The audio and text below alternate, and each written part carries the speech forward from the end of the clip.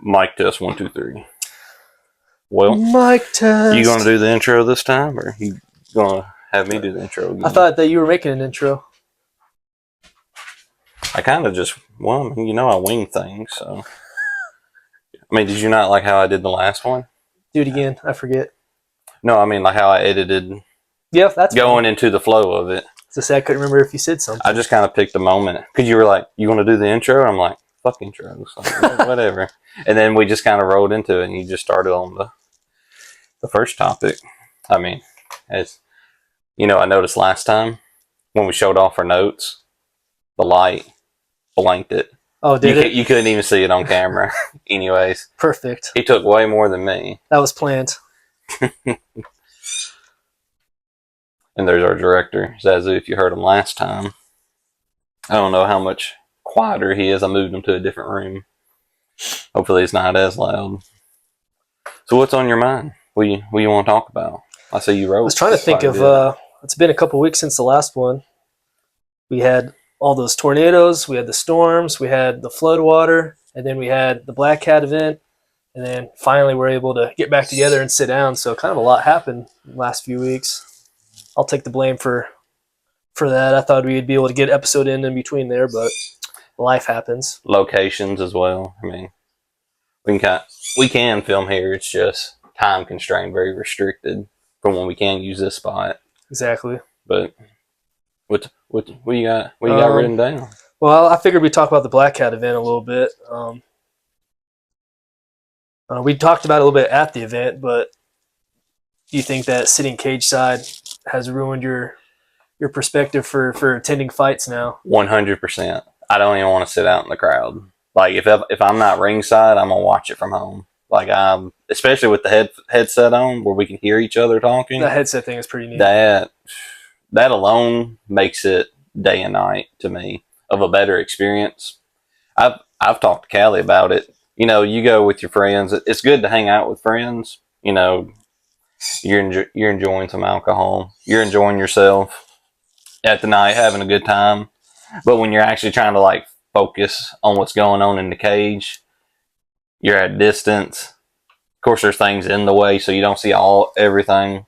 Especially if they don't have a monitor up, kind of like Attitude. I don't know if you've been to an Attitude fight. They have 2 monitors up on the wall, back behind them. So even if it gets to a part in the cage where you can't see as well while they're grappling, you can see the monitor where it's showing live on their stream.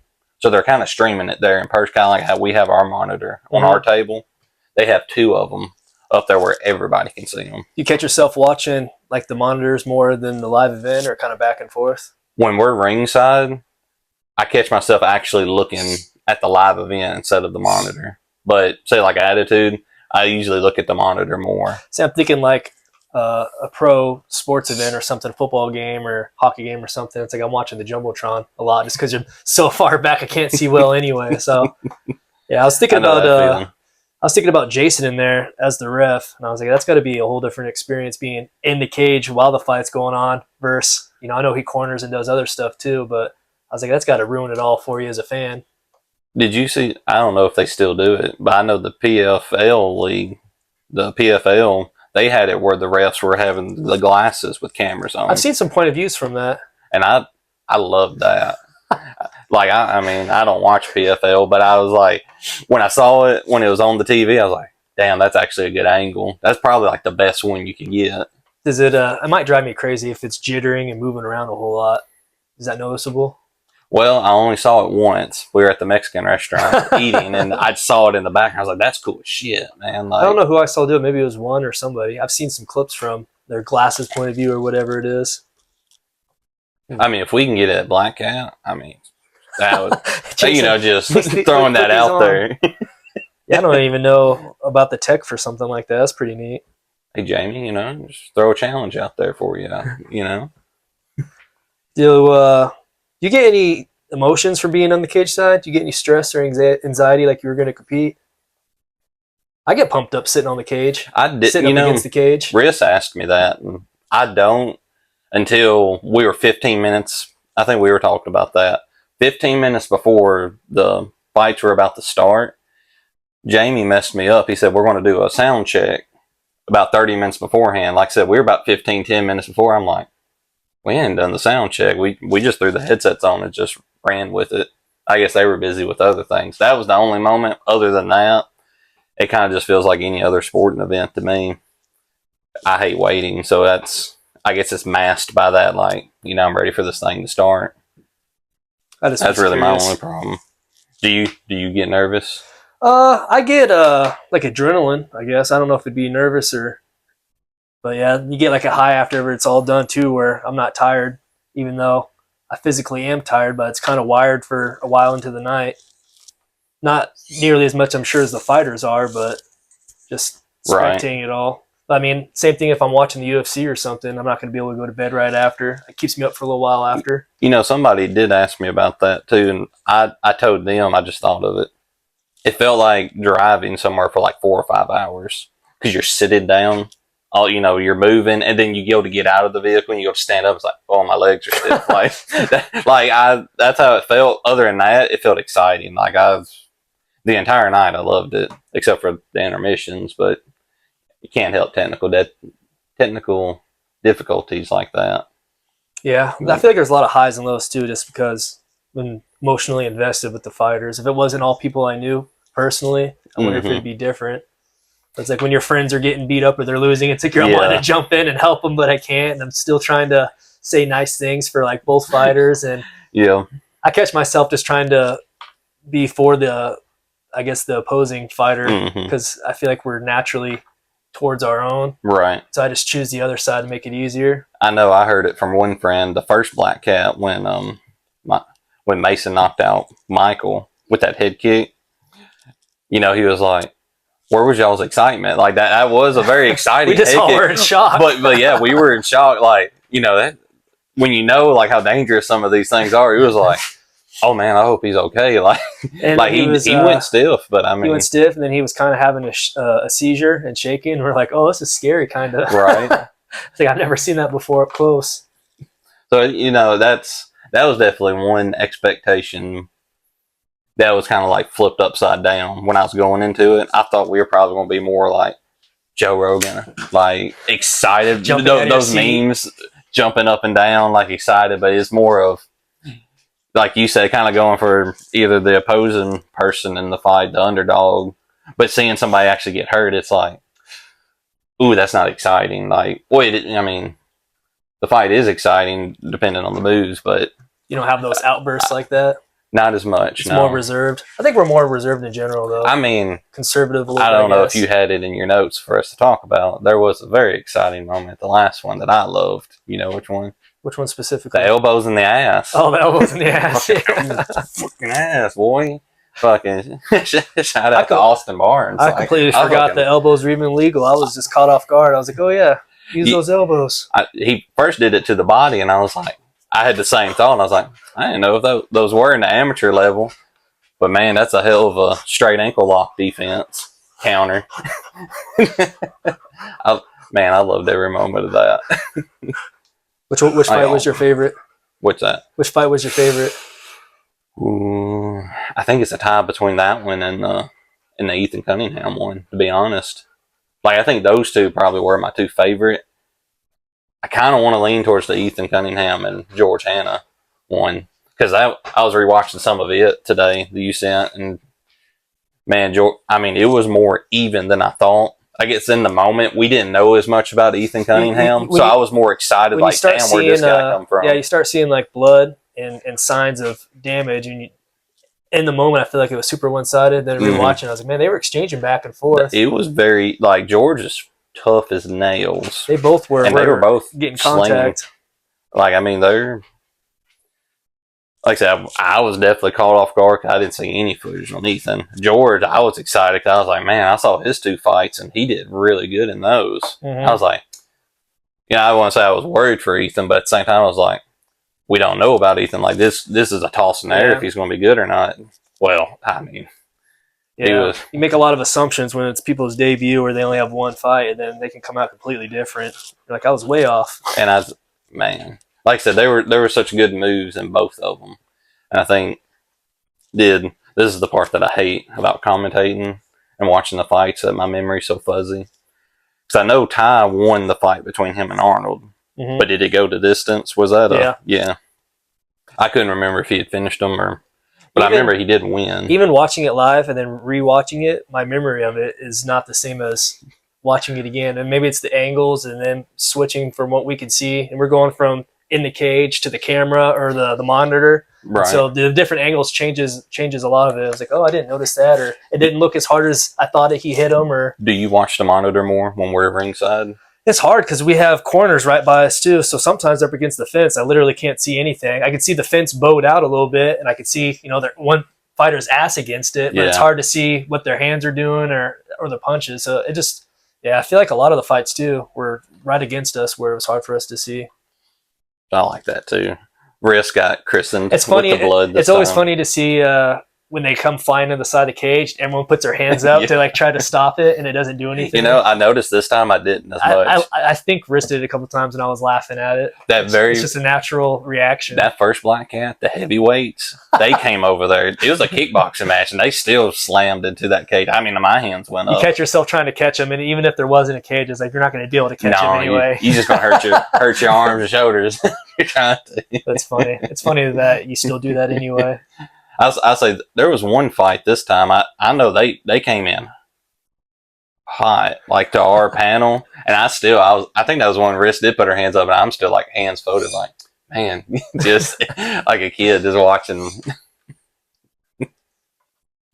But no, it was a good event. I enjoyed it. I don't know. I don't think there was any boring fights. No, they were all good, and people are starting to get more experience, and we're starting to see more go the distance. Which the first card, none of them went the distance. It were all finishes. Not a single one went to the third round. Mm-hmm. There was only one that was going to, but he didn't answer the bell. The wrestler dude, who wore the cowboy hat. I'm kind of sad we haven't seen him back. I was impressed by that guy. Yeah. The WWF guy, that's what I call him, but I'm sure he would appreciate that. But no, it was a good event, and then we'll be back in October to do it again. October 18th, I think. Is it? I think it's the date that I heard the next day that I think that's what they're kind of locked in. It might change, but for right now, it's October. For sure. Want me to hit you with another topic? Here's a hard one for you. If you were in prison and you're on the death row, what would be your last meal? I didn't know where you're going with that at first because we're grappling based, and I've heard some things you've said before. Last meal. Death row. I guess it's death row, huh? I said something weird. Death row. I knew what you meant when you said death row. I knew it sounded weird when I said it. I'm really hooked on my steak and sweet potato right now. You wouldn't do something crazy? Well, I'm lactose intolerant. Well, I mean, you're dying anyway. So I might go gung ho on that one. It doesn't matter if you bring me all the cheese and pizza you got. Hell, how much time do I have? I got an hour. Yeah, I'm not gonna feel these effects. Then again, I don't know why I have to go out just soiling myself in front of everybody either. I'm not for sure on that one. Probably just a good bacon cheeseburger. Double bacon cheeseburger. Just I don't know what I would Five pick. Guys. Guys? A Five Guys double bacon cheeseburger for sure. That does sound pretty good. What would you even be in there for? Like your crime? Probably tax fraud. You're getting death row for that? Probably. How much? Dang. I do so many things that are just I don't find out till later. I guess nobody notices, and I'm like at work, there's some things that's popped up like that from years past. So, but it wasn't intentional? No, not at all. I don't think you can get put on death row for something that was accident. I guess. I don't know. I'm not a violent person. I mean, I don't even know what sparked this. I was watching something on Netflix, and I was like, I wonder what my last meal would be. Well, I've thought about that before. I forget what it would have been. Probably my grandmother's dressing. Probably. I do love that. Something sentimental now? Well, yeah. That just tastes so good. That and that chocolate pie she makes. That'd probably be it. Somewhere between that, the bacon cheeseburger. I didn't even think about something for dessert. That didn't even cross my mind. I mean, I've heard of one joke. I don't even know if it was a TV show where for their last meal, they ordered a buffet, and they just kept eating. They're like, "Well, he's supposed to have been sentenced like an hour ago, but I mean, he's just not done yet." That might have been a Comedy Central show. I don't think it was Key and Peele, but something like that. What would how would they kill you? Electric chair, or did you pick something exotic? Not They just not did firing squad. They just did a firing squad recently, the first time in so many years. Where at? Or they're about to. I don't know. It was on the news. Somebody picked the firing squad. It was the first time in 50 years in New Jersey or something similar, something crazy. I didn't. I would not want to do I don't it. know. I don't know if I'd really want to pick any of them. To be honest with you. I mean, all of them. The needle, the fucking. The needle, I feel like well, I don't know. I've seen animals that when it happens to them, they just go to sleep. They just get sleepy and that's it. That's sad. We had to put down our oldest cat about a month ago. It didn't seem like they're in any pain though or suffering. No. They just get sleepy and then that's it. Well, how did you know? Well, that's true. I thought I heard one like where they put a numbing thing in first before they do it. And I want to say I heard about one person they forgot to put the numbing stuff in, wow. and then they did like it did hurt. What about cattle? They do what's that movie where the guy had the cattle thing? You know, I had I want to say Fear and Loathing. I know it's not it. It's Old Country. No Country for Old Men. It's a quick one. Mm-hmm. Well, I mean, that seems pretty crazy to me. I guess so. I don't know. You know what? How about I just avoid the whole death sentence part Sorry. altogether? Just throw me in there. How about just heart failure in your sleep or something? You know, just honestly, go to sleep and don't wake up. Honestly, take an airplane about 30,000 feet up, just toss me out. Wow. I'll have a heart attack before then. I am not a fan of heights no more. So you wouldn't go skydiving at all? Like no. What Robert just did? Man, I love Robert, but no. I would. I want to skydive one time. Senior year, Six Flags. You know that arch thing you could drop off of? Yeah. Yeah, I did it once with a friend. See, I have zero interest in doing that. 50 feet up, gravel right below us. I was like, wait, hold on. When did we go? We're going now. And he just yanked it. Oh, he yanked it? He yanked it. He wore glasses. He took his glasses off. He couldn't even see nothing. Wow. I'm the one that I had full view just rushing toward that gravel. I'm like, what if this cable fucking snaps? What about those bungee things off of bridges? Nope. They go over water. You know, I used to watch Spike's Most Amazing Videos. I've seen quite a few things like that where the bungee snaps. They hit the rocks or the water. I've seen the rally cars where people get thrown out. Group B, you know, like that type shit. I think I'd be good in a lot of those and the Fear Factor stuff until you had to eat something weird. I'm not eating any of that weird stuff. I think that's but all the adrenaline things I would try. Yeah, there's some of those. I'm not eating bugs. I'm not messing with spiders and snakes. Did you say you went skydiving? No, I would. I want to. What were you saying before I cut you off? The bounce. I don't know. I was talking about the stretchy thing before that. Well, yeah, the bungee cord. The bungee cord. You were talking about the drop. Mm-hmm. Even the slingshot rides, that does not sound appealing to me, where it goes shoots you up. You know those things. See, I can feel the anxiety right now thinking about that height. Making your palms sweat. Like I can feel it in my arms right now. But you know those drops where it goes the people around the post and it kind of carries you up. You're kind of seated like this and you pre-drops you. I've done that once. Liberty Land in Memphis before it closed like that. No. I've done some little ones. I'm not a fan. Yeah, that was a little one in Memphis. I saw the one at Six Flags. I was like, I am not doing that at all. Speed, I can handle speed. Put me in a fast car, I'll do Formula One and all that adrenaline type stuff. But as soon as I'm jumping or in the air, I'm out. Like, y'all have that. I'll tell you what, we went to Disney World like a year or two ago now, and we did the teacups, which spins. Man, it almost ruined my day. I got so sick from that after, and we weren't even twirling it that much. I was like, what happened? When I was young, I could do all the rides, and then I'm old now, and just a little bit of spinning, I was like, oh, God, stop this thing. You know, I think I experienced that, I was like, yeah, just keep spinning. I'm going to puke for real. Because that was one of my favorites as a kid. It was me and the 3-year-old daughter. I was like, stop. Whoa. I was like, I'm going to yak. It's all fun and games till you actually get old. Yeah. I don't know when that changed, but I'm not a fan of spinning anymore. I feel that. You know, I'm the one with the ADD, but how did we get here? on this part of the topic? I don't know. We started with the skydiving, and then ventured off into this. Adrenaline sports. I mean, you said you didn't watch Nitro Circus. I know of it, yeah, but I definitely didn't watch it religiously. Because that's pretty much what all this was. I've seen clips of things. I love Nitro Circus. I loved it more than Jackass. I watched they did showing our age. Jackass was doing more dumb stuff. The Nitro was doing more. They had like goals and they were trying to achieve these things and hitting the ramps. Well, I mean, it was Travis Pastrana and like all the freestyle stuff. But he was trying to land things. Jackass, they didn't have any goal. They just were getting injured.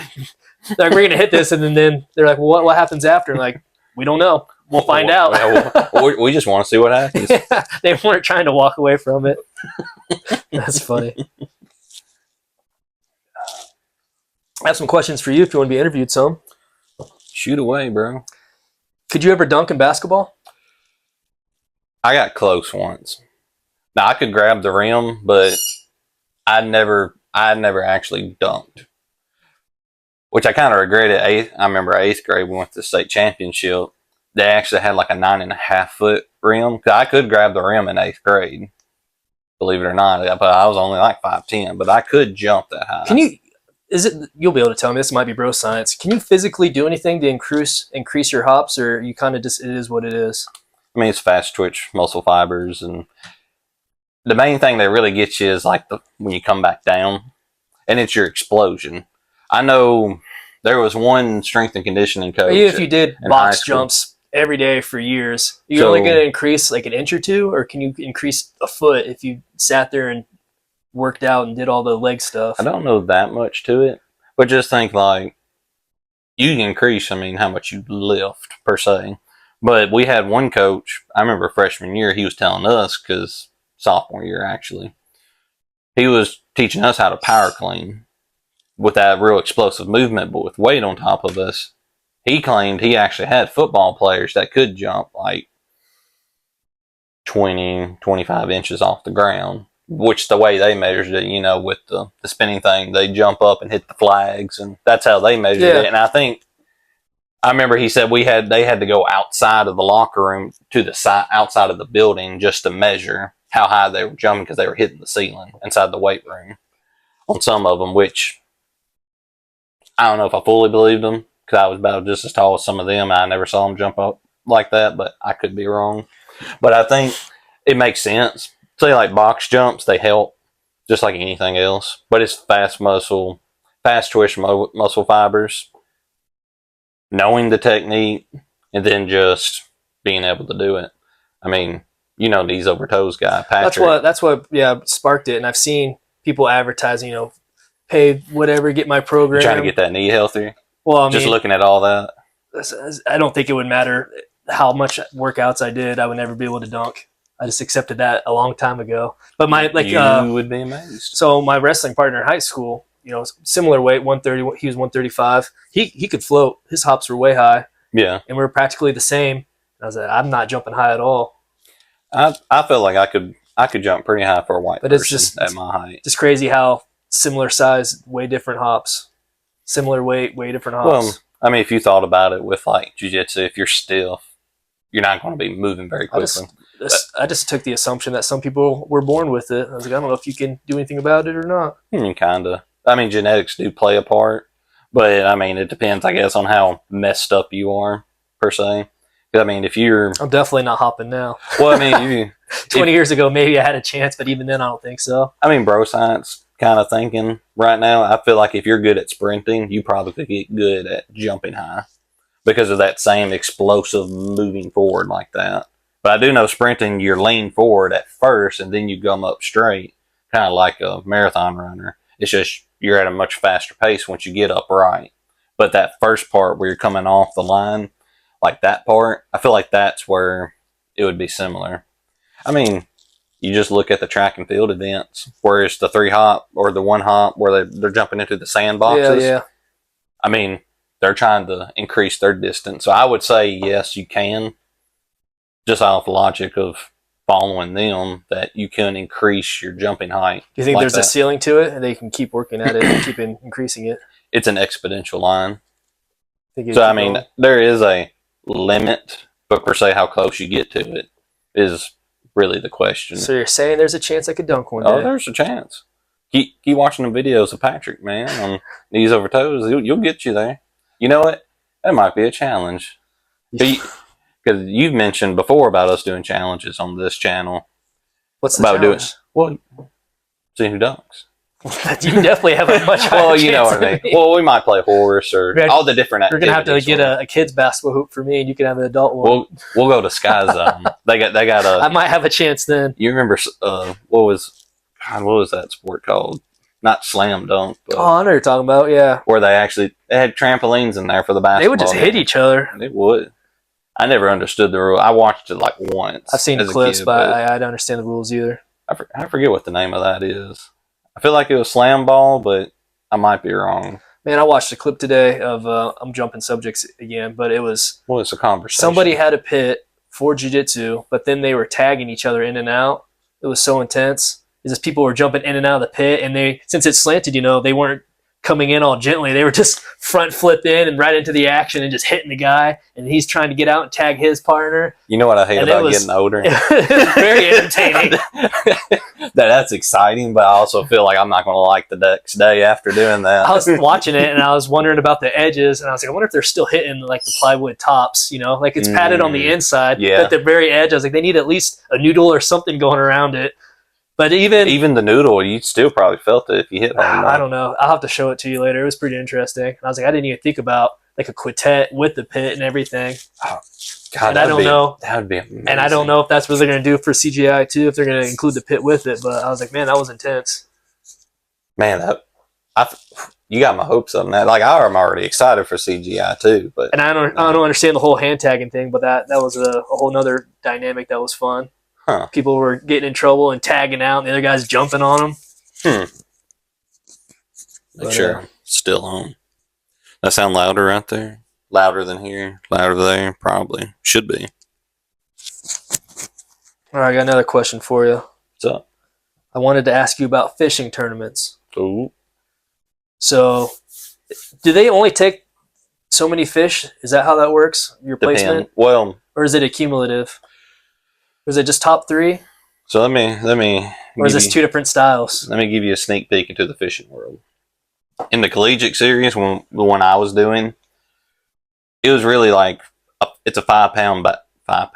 It's a 5 fish bag at max. So you guys turn in your top 5 combined? Mm-hmm. Well, yeah, between the two of us. So each boat, there's a bag. You can have up to 5 fish. Obviously, if you already caught 5. You catch any more than bigger ones? You keep culling them. So if I find one fish, I pull one out. That's that big. I pull out another one. Well, they're the same size, so I'm going to keep it right there. And I'm just going to keep going. So there's 4, and then there's 5. Then I pull out, say this one. I'm going to cull and be like, well, this one's bigger. I'm throwing that one out. But you can only keep 5 at a time. I got you. And then, depending on how many boats show back up with 5 fish, it goes by total weight then. Well, it goes by total weight anyways. You could have 4 fish that outweighs 5, but it goes by weight. Gotcha. And then I think if it's a tie might go towards... I don't know if all tournaments are the same on tiebreakers. I know with different sports, they do things differently. I mean, jiu-jitsu. The different tournaments in jiu-jitsu, they go sudden death or positions or advantages. Same thing with the fishing tournaments. I don't know if they go by total count, the separated, or if, you both got 5, you just go by weight or you go by length. But more often than not, the standard tournament is 5 fish max, total weight wins. Okay. Whether it's 1 or 5. Now, I've been to a couple that's been a big bass tournament, which means it's just your one biggest fish. Oh, really? Now, and that's because, some people there are different tactics for different sizes. Getting into the weeds here about. No, that makes sense. You'd have different size lures and different baits. And I can almost guarantee you, if you looked it up, every single world record bass, especially largemouth, is a female. Females are always bigger. I think you know from science class. Your females are usually your more often than not with certain animal species are the bigger ones. Fish are just like, well, largemouth bass are like that. Every record one you ever saw held up, those were females. Because the males only get really so big and they stay skinny. Because when they'll go and make the nest, kind of like birds, they'll make the nest to attract the female. The female comes in, lays the eggs, and then kind of swims off to the side, and then the male will protect the nest. He'll fertilize it, protect it, and sometimes that's a strategy in tournaments is to pick them up, keep them in the boat, because if he leaves, the female's only over here. She'll come over and protect it while he's gone. He might be out feeding. So that's a tactic as well. Get the male out. Sometimes that's kind of, what's the word, spot fishing. If the water's clear enough where you can see where the nest is, and you do that and you see the big female come in, you'll try to catch her and then put the male back out in the water to go protect the eggs, then go weigh in the girl. But there's that. Big bass. We were part of one that was like, it was like a mix between the two, where me and my partner, it was a best of three, I think, kind of a 3-fish bag for the boat. We could only have 3, or we could have 3 each, and we weighed the biggest one. Now I remember now. It was a 3-fish max for the both of us. I got 3, he got 3, and then you just weighed in the bag instead of it being a 5-fish total. I think most. No, that's wrong. I was trying to think of like Tennessee state laws with stuff, but because you can, some lakes, some waters have different culling type rules where you say like crappie, you might have heard where you can have 30 total. So it's not even standardized. You guys have different stuff you're playing by. Well, there's really only 2 big ones: FLW and BASS, the Bass Members Bassmaster Series. And they both go by like the 5-fish thing. Can you say it again really fast? BASS Bassmasters. The FLW.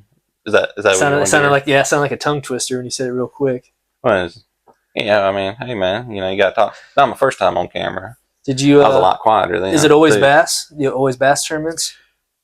Yeah, I mean, there's crappie tournaments, there's catfish tournaments. They're just not as not as popular. I gotcha. I mean, the bass. I mean, you've heard of. Hey, Albie. Stressing my dog out. Oh, I'm sorry. He's like, we don't talk about the other fish. We like bass. So you've always done freshwater then? Yeah, I mean, pretty far from an ocean over here. I've never fished the ocean. Never? Mm-mm. I'd love to. I mean, if you want to sponsor us, like a podcast episode out on the ocean. Have you been on a plane? Twice. For some reason, I was going to tag you as not ever been on a plane. I don't know. I wouldn't have. Scared of heights? I wouldn't have if I hadn't started jiu-jitsu, because we went over to Denver. You guys flew to Colorado? Mm-hmm. Shout out to Evergreen and Scott out there. Scotty. Scotty Karate. Dad driving by. Gotcha. But I just was curious if it was always bass or different fish or how that worked. And then do you guys try to go the day before and scout it out and get a lay of the land, or is it? It's encouraged. Yeah.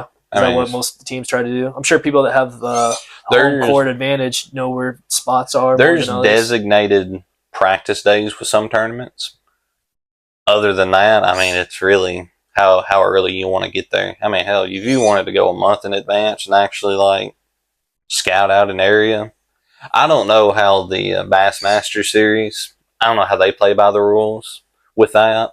I know, because they have tournaments like every weekend. I know it was just like you and your partner, but I feel like coaches that have, or teams that have an actual coach or have, previous years' data, they could be like, oh, we fished this spot and had success, or like, oh, we tried over here and it didn't work. They had their old maps and their old so I fished fish finder things. UT Martin. We weren't necessarily a team. We were a club on campus through the rec center. Bethel, down the road, they were a full-fledged team. So yeah, they had full scholarships. They provided the boats.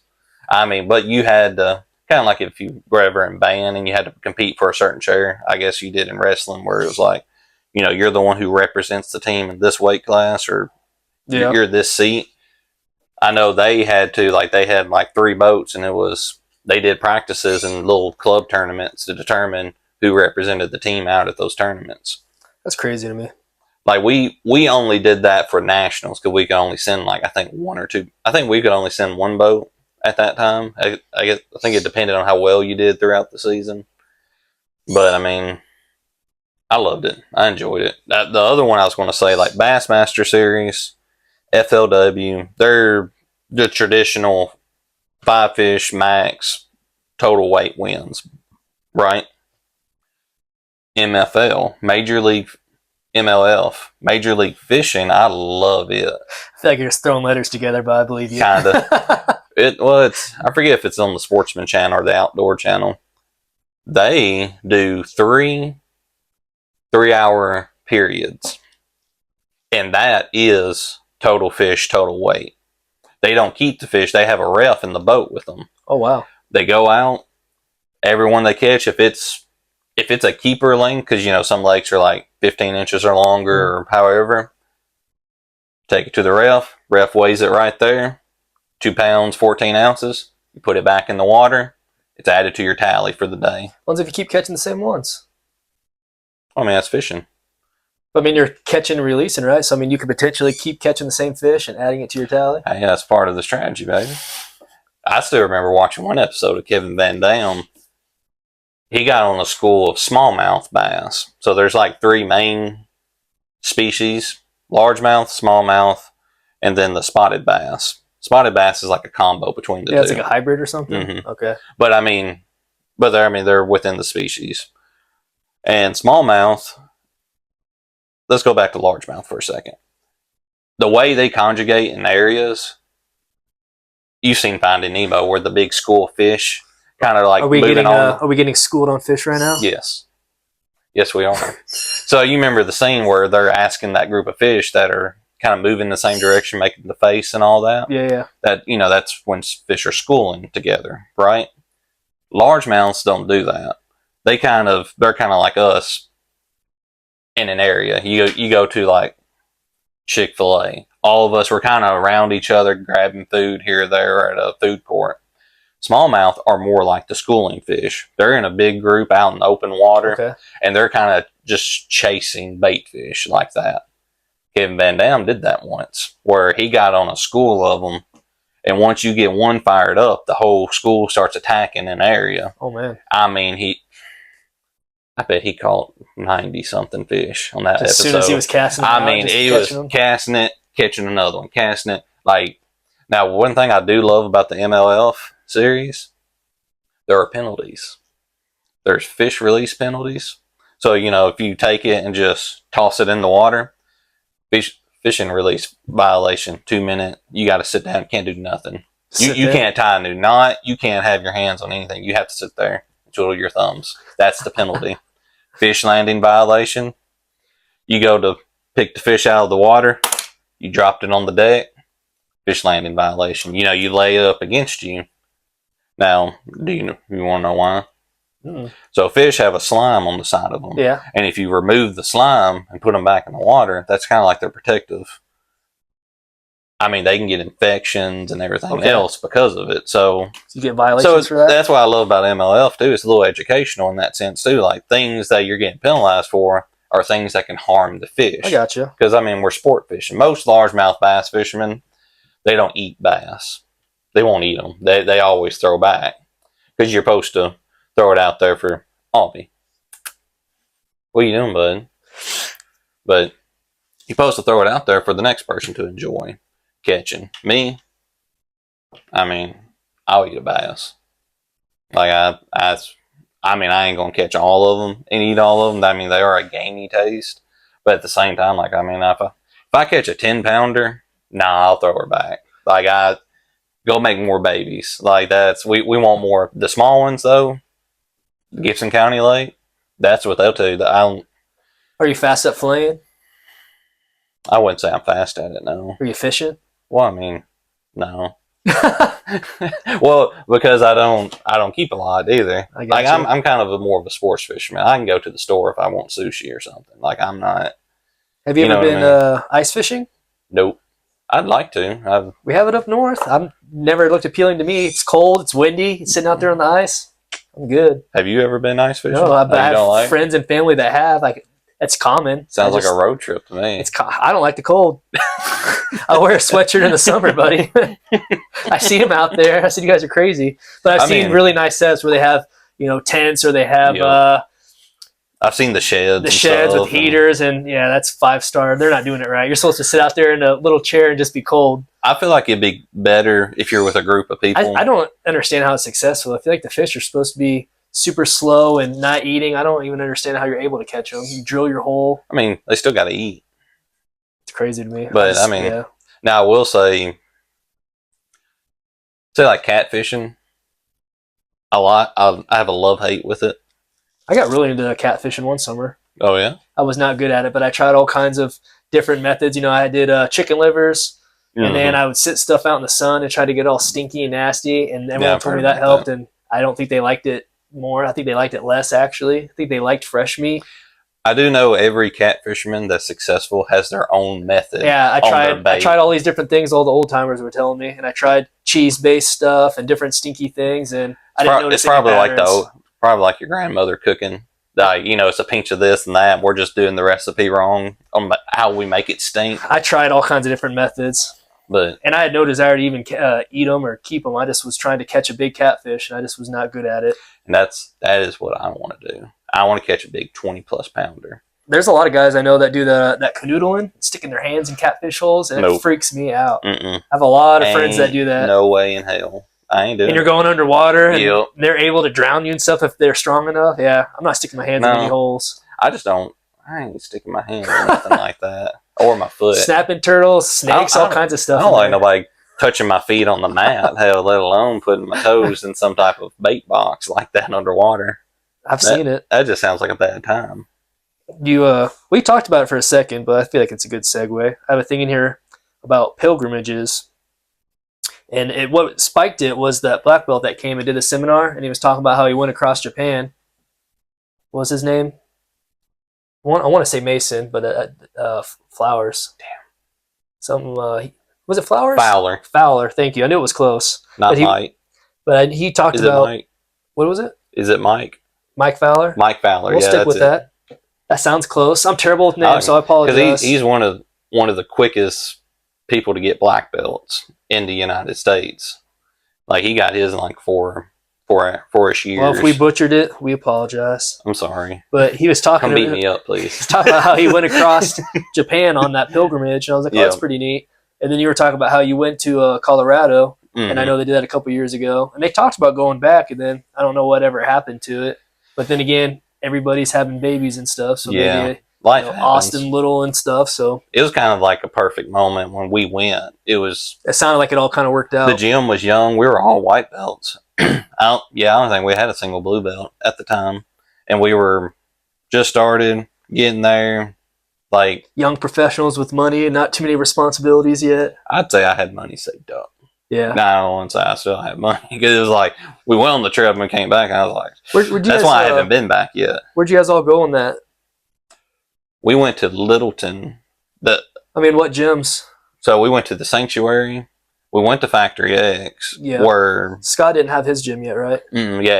Evergreen wasn't there yet. And then the Grapple House is new, so you guys definitely didn't go there. Yeah, we didn't go to there. But we really only went to Factory X and the Sanctuary and Bridge Club as well. Is that a separate place, or is it like a club inside of a... I thought it was a subcategory of people that get together. The way that it was explained to me, it was like somebody's actual like wrestling training center, and the jiu-jitsu people just got together. Like, it wasn't a formal school. I was thinking in my head when they were explaining it, like going to Derek's house. I think they just had a good number of black belts and brown belts that kind of was just like, yeah, we're all getting together, bring your friends. And then slowly people kind of migrated. But was it formal, like how our classes are set up and practices? Or was it just... We've been to Jackson. I guess they're probably just open rolls. Well, we've been to Jackson Brazilian Jiu-Jitsu. Mm-hmm. I've been to a couple of other places.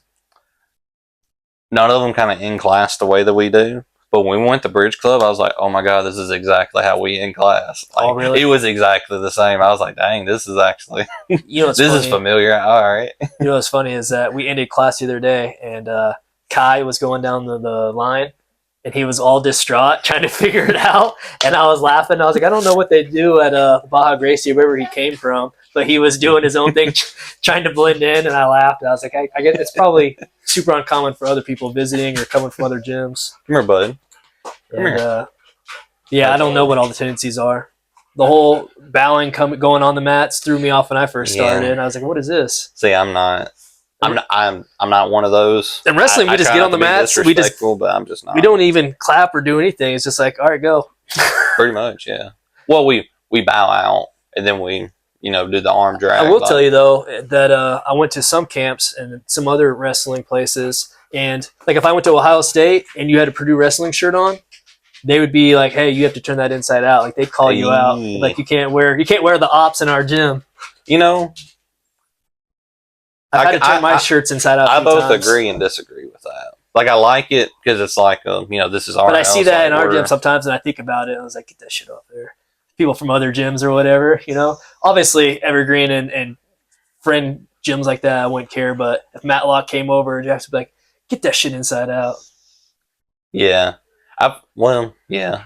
I guess if we were like professionals, I feel that. Like, yeah, we are. Like, those are the ops. We're not. Like, it's kind of disrespectful. I don't think I would wear anything dogwood over to visiting. Like if I was visiting another gym.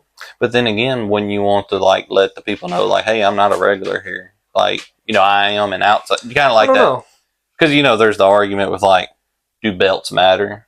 But at the same time, an instructor, say you have a visitor coming over, if they didn't wear their purple belt, if they're a purple belt, and they just wore a white belt with no stripes on, it's like, wait a second, you're not a white belt. What are you doing? Like, what's that got to do with what I'm talking about? Look, man, focus. I'm focusing. Keep with the connections now. You're talking about belt colors, and I'm talking about other gyms' names on their stuff. I feel like it just makes it easier for the instructor to see who's in his or her class. So you want everybody to have their insignias? I mean, wear it. I was thinking about that too the other day with Caleb McBride because he has his Memphis judo gi he always wears. I'm like, I don't know how I feel about that. I've seen him wear. Then again, I'm not upset about it, but I'm just like, it's kind of weird. If I were in wrestling, they might be like, get that off. And I've seen the memes where some women are like, where they wear their wedding dresses outside of their wedding. It's like, if I spent this much money on this shit, I'm gonna fucking wear it. Like that's a fair point. And I mean, John's comparing his gi to a wedding dress. Hey man, Dennis Rodman over here. Exactly.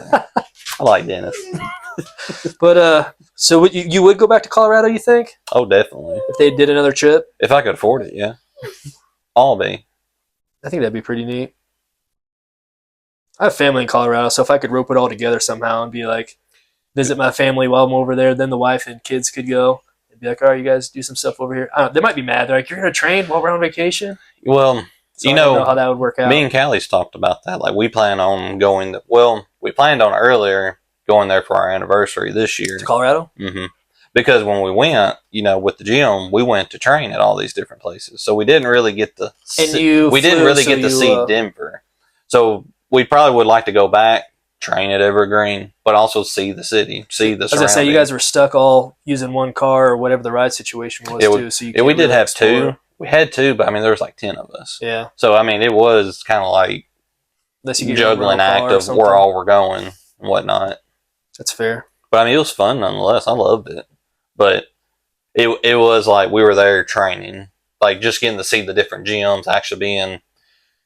You see our gym, like we have grown, but I think you realize now, like you're part of the upper belts. I'm laughing about you comparing us to Denver. Like we're not really a vacation spot. Nobody's coming here to sightsee. I feel like we had. I know Scott, you guys did some fishing and whatnot when he came to visit, and they have the winery and did some odds and ends, but there's no destinations around us. More of the fun you have when you come to visit. You come to visit family and go out to the woods and go shoot something. They said shoot some guns or do some fishing. That's about your two options. Right. there's a bar, but who wants to go to those? That's funny. Depends on which one, I guess. But no, I did love Denver. We used to have visitors. You guys didn't get a lot more often. You didn't get sick or anything? You didn't deal with any of the elevation sickness? Because you guys flew. I haven't flown to Colorado. I usually drive when we go. I read on it. And so it's naturally, going up. Watching videos and reading on it before we went, the chewing gum trick. Mm. I tell you, I about chewed through a whole pack. I think I chew on gum that in whole general, flight. so Well, maybe I got lucky then. because I used to chew gum. I guess I don't as much anymore. But on that trip, it was like the entire flight until we landed. I was chewing the whole time. I was like, I didn't. Is it just supposed to help with your ears pop, or does it do? Okay. Well, it helps with the ears popping. I don't know if it helped with the elevation sickness or not. Because I had elevation sickness as a kid when we went to the Smoky Mountains. I mean, that's just the other side of our state. And I remember how horrible that was. I hated it. That was the only thing I was really That afraid was of. elevation sickness, or do you think you got car sickness or something? I didn't get sick till we got to the top of that I mountain. think it was elevation. That's interesting. It's not that. Because I don't really get car sick. If I read, I will. Yeah, I can't read in the car. Because that's... Yeah, no. But now, Denver, I don't remember being sick at all. I don't think any of us were. I just thinking about since you guys flew. Now, hydration, though, I tell you what, like, that was the weirdest thing, how dry my mouth and my lips got every morning. Like, I went to bed with a full glass, ice and water, chugging it, wake up that morning, the ice would melt, so it's full again, and my mouth being as dry as it is, and I'm like, I bet I'm drinking 10 of these. Did your cardio improve while you were there? Did you come back to Tennessee and just smoke everyone? I didn't notice. You know, your high elevation training? I've asked Scott that before. Once when he came down, he's like, man, y'all are weak anyway, so I don't feel y'all anyways. We were all white belts then, so we believed them. Dagestan, he's like, take them there for 2-3 years and forget. Just forget. And there for a few days, a week or whatever, come back and didn't notice any changes. That's funny. Yeah, we made a joke to Scott the first time he came down. Because when we got done training, he rode with all of us. And he was going to the flight, so he went to take a shower. We were like, yeah, he's only taking that shower to get our sweat off of him. He didn't work hard at all, showing us what was I didn't up. see him this last time he came, but back at the Y, remember he was wearing a long sleeve or something one of the days. And he's like, oh, it's really nice out. And then I guess the next day, all of a sudden, it was humid. He's like, oh, it's not so nice anymore. And he was complaining. I was like, this humidity sucks. It's like everyone that I know, my family from Colorado that comes to visit, I've heard everyone complain about the humidity. I guess it's not very humid in Denver. It is completely dry.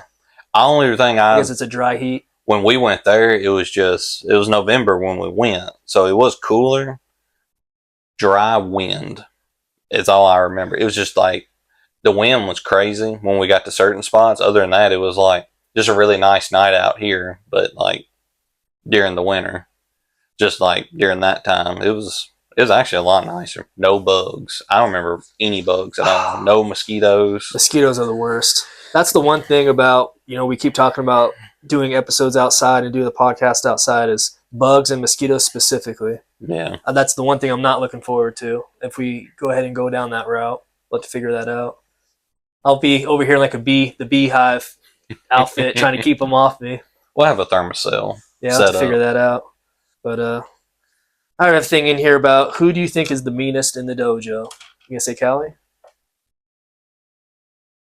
She's the meanest to me. It's the meanest to you. I can tell the you women that are all feisty in general. They are. The teenagers, the adult ones. I think Callie would tell you that Riss is. Riss is feisty? Riss is. Yeah, she is. I mean, I've rode with her. Like, she's one of those that's like, yeah, everything's chill until you do one thing. And it's like, all right, we're going now. See, it's very conflicting because it's part of the setting the traps in jiu-jitsu, wrestling too, is that you relax a little bit so they relax. Because if you're strong in like a stalemate with a collar tie, they're going to be strong and stiff back. So you're supposed to kind of be gentle so they don't know when the timing is, and then you shoot up a triangle or whatever it is. But some people get mad. They're like, oh, all of a sudden you went hard. It's like, you have to set the traps though. Right. And so my attention, I know. I saw a cat out there walking, and it got my attention. But, yeah, it goes back and forth. Some people get fired up about that, about all of a sudden you increasing intensity. But, I'm not ripping submissions, but you still got to – right. There's a change in pace, a change in speed.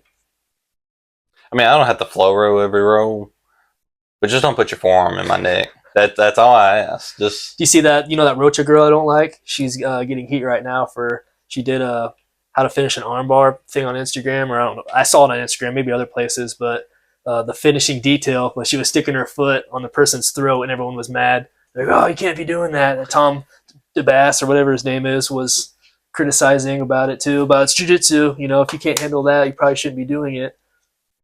I was like, it's kind of a jerk move, but she also kicks people all the time. So I was like, oh, I saw this coming anyway. Yeah, I mean, I guess there's kids that play rough and there's kids that don't, and you just kind of get around the communities that you like being around. Me, I have mixed feelings on the playing rough like that. If I'm in a comp round, oh yeah, we're playing rough. Like it's a comp round. Now, if we're just not drilling, but say like we're in the dojo, we're just rolling for the rest of the class. I ain't trying to kill nobody, nor trying to get killed. I gotta be at work at 6 a.m. the next morning. Like it's. Who do you think the meanest boy is then? Seth beat you up? He does beat me up. I don't like it. His retard strength. Travis will smush you some. I think he gets feisty. Travis got that blue collar strength, son. Boy, I tell you what, he got that bodywork strength, throwing those damn hammers around and shit. I was trying to think about it. Sometimes I think Craig is just because of how bony he is. So those bones really just dig in whenever he's doing. It's not even on purpose. But natural. I don't think he's really being mean. He did do a mounted go-go plata on me once. That kind of rubbed me wrong for like 10 seconds, and I was like, motherfucker. Like shins, forearms, all that in your throat. Not a fan. He goes the body lock pass and his little nub just fucking. He does have that horn in the middle of his chest to get you. McBride, man, he's feisty too. You might have rolled him a lot, so you might not know a little bit differences in size.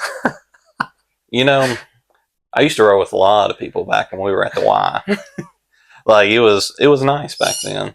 When we started the gym, we were all basically white belts, kind of going up, and then they were kind of coming in, and which McBride is definitely more skilled than I am, as well as been doing it longer. But even we were still able to roll with each other when John wasn't looking. We tried partnering up before, and John just like, no, that's not. And it's like, even McBride be like, come on, like all 4'8", just walk around mad like, come here, John. Jordan can be mean sometimes too. Jordan is so mostly nice. Just laughing. I feel like that's just you. Maybe I'm just being mean to him. You bring the worst out of people is what it is. Sometimes I'm being nice and everyone's just trying to hurt me. I'm like, ow. I'm just nice to everybody. I guess they return the favor. Seth's the only one that's not nice when I'm trying to be nice. I didn't really have an answer for that. I was just curious what you thought. What sparked that question was, I forget who I was listening to, but someone was getting interviewed. It was Rampage Jackson. He was talking about when he first started jiu-jitsu, about how he thought it was gay. And I was like, that's pretty much what I hear from everybody. Wrestling and jiu-jitsu, they started and they're like, oh, this is gay. And then it grows on them. And then it's like, what's gayer than jiu-jitsu? Getting beat up by somebody in jiu-jitsu. And I started laughing. I was like, that is gayer.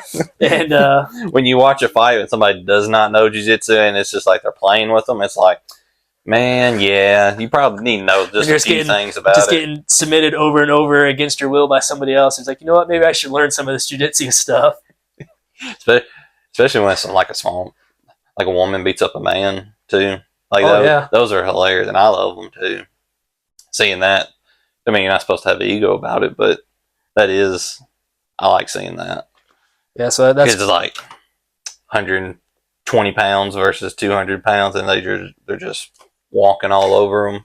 I'd like to interview some people that start out and they're maybe not the very first day, but after they've been there for a couple of days, the first week, like, hey man, what do you think about all this? Because even hearing Robert, some of the guys that have been around for a while, he said that he didn't like everyone sweating on him, and I was laughing because I sweat a lot, and I was like, yeah, sometimes I try to tilt my head or steer it off people. So I do that now still. And but he said that was hard for him to get over at first, was everyone sweating on him, on his face. We might have to do that. Do some like real world like interviews off with the camera by themselves, just because even when I'm rolling with you or rolling with people that you're used to them or comfortable with, it's like we got our own kind of banter and we're making these little jokes, and then sometimes I forget that we're close to the parents or different people, and you get a weird look, and you're like, "Oh, sorry." And it's like I gotta whisper that over here. I've done that once, but luckily, but that's part of the culture too. Is some of the banter is what I was gonna get to the point of. Oh yeah, and some people you can with, and some people don't really banter back, and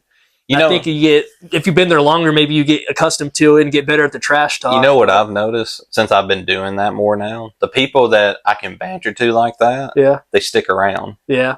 Like if they're just quiet and they're like seem irritated by my banter, they're not there very long. But the ones who actually enjoy it and like they'll smile or say, if they at least smile, I know like they're going to stick around. They're enjoying this. Or if they start talking back, it's like, oh yeah, you really love this.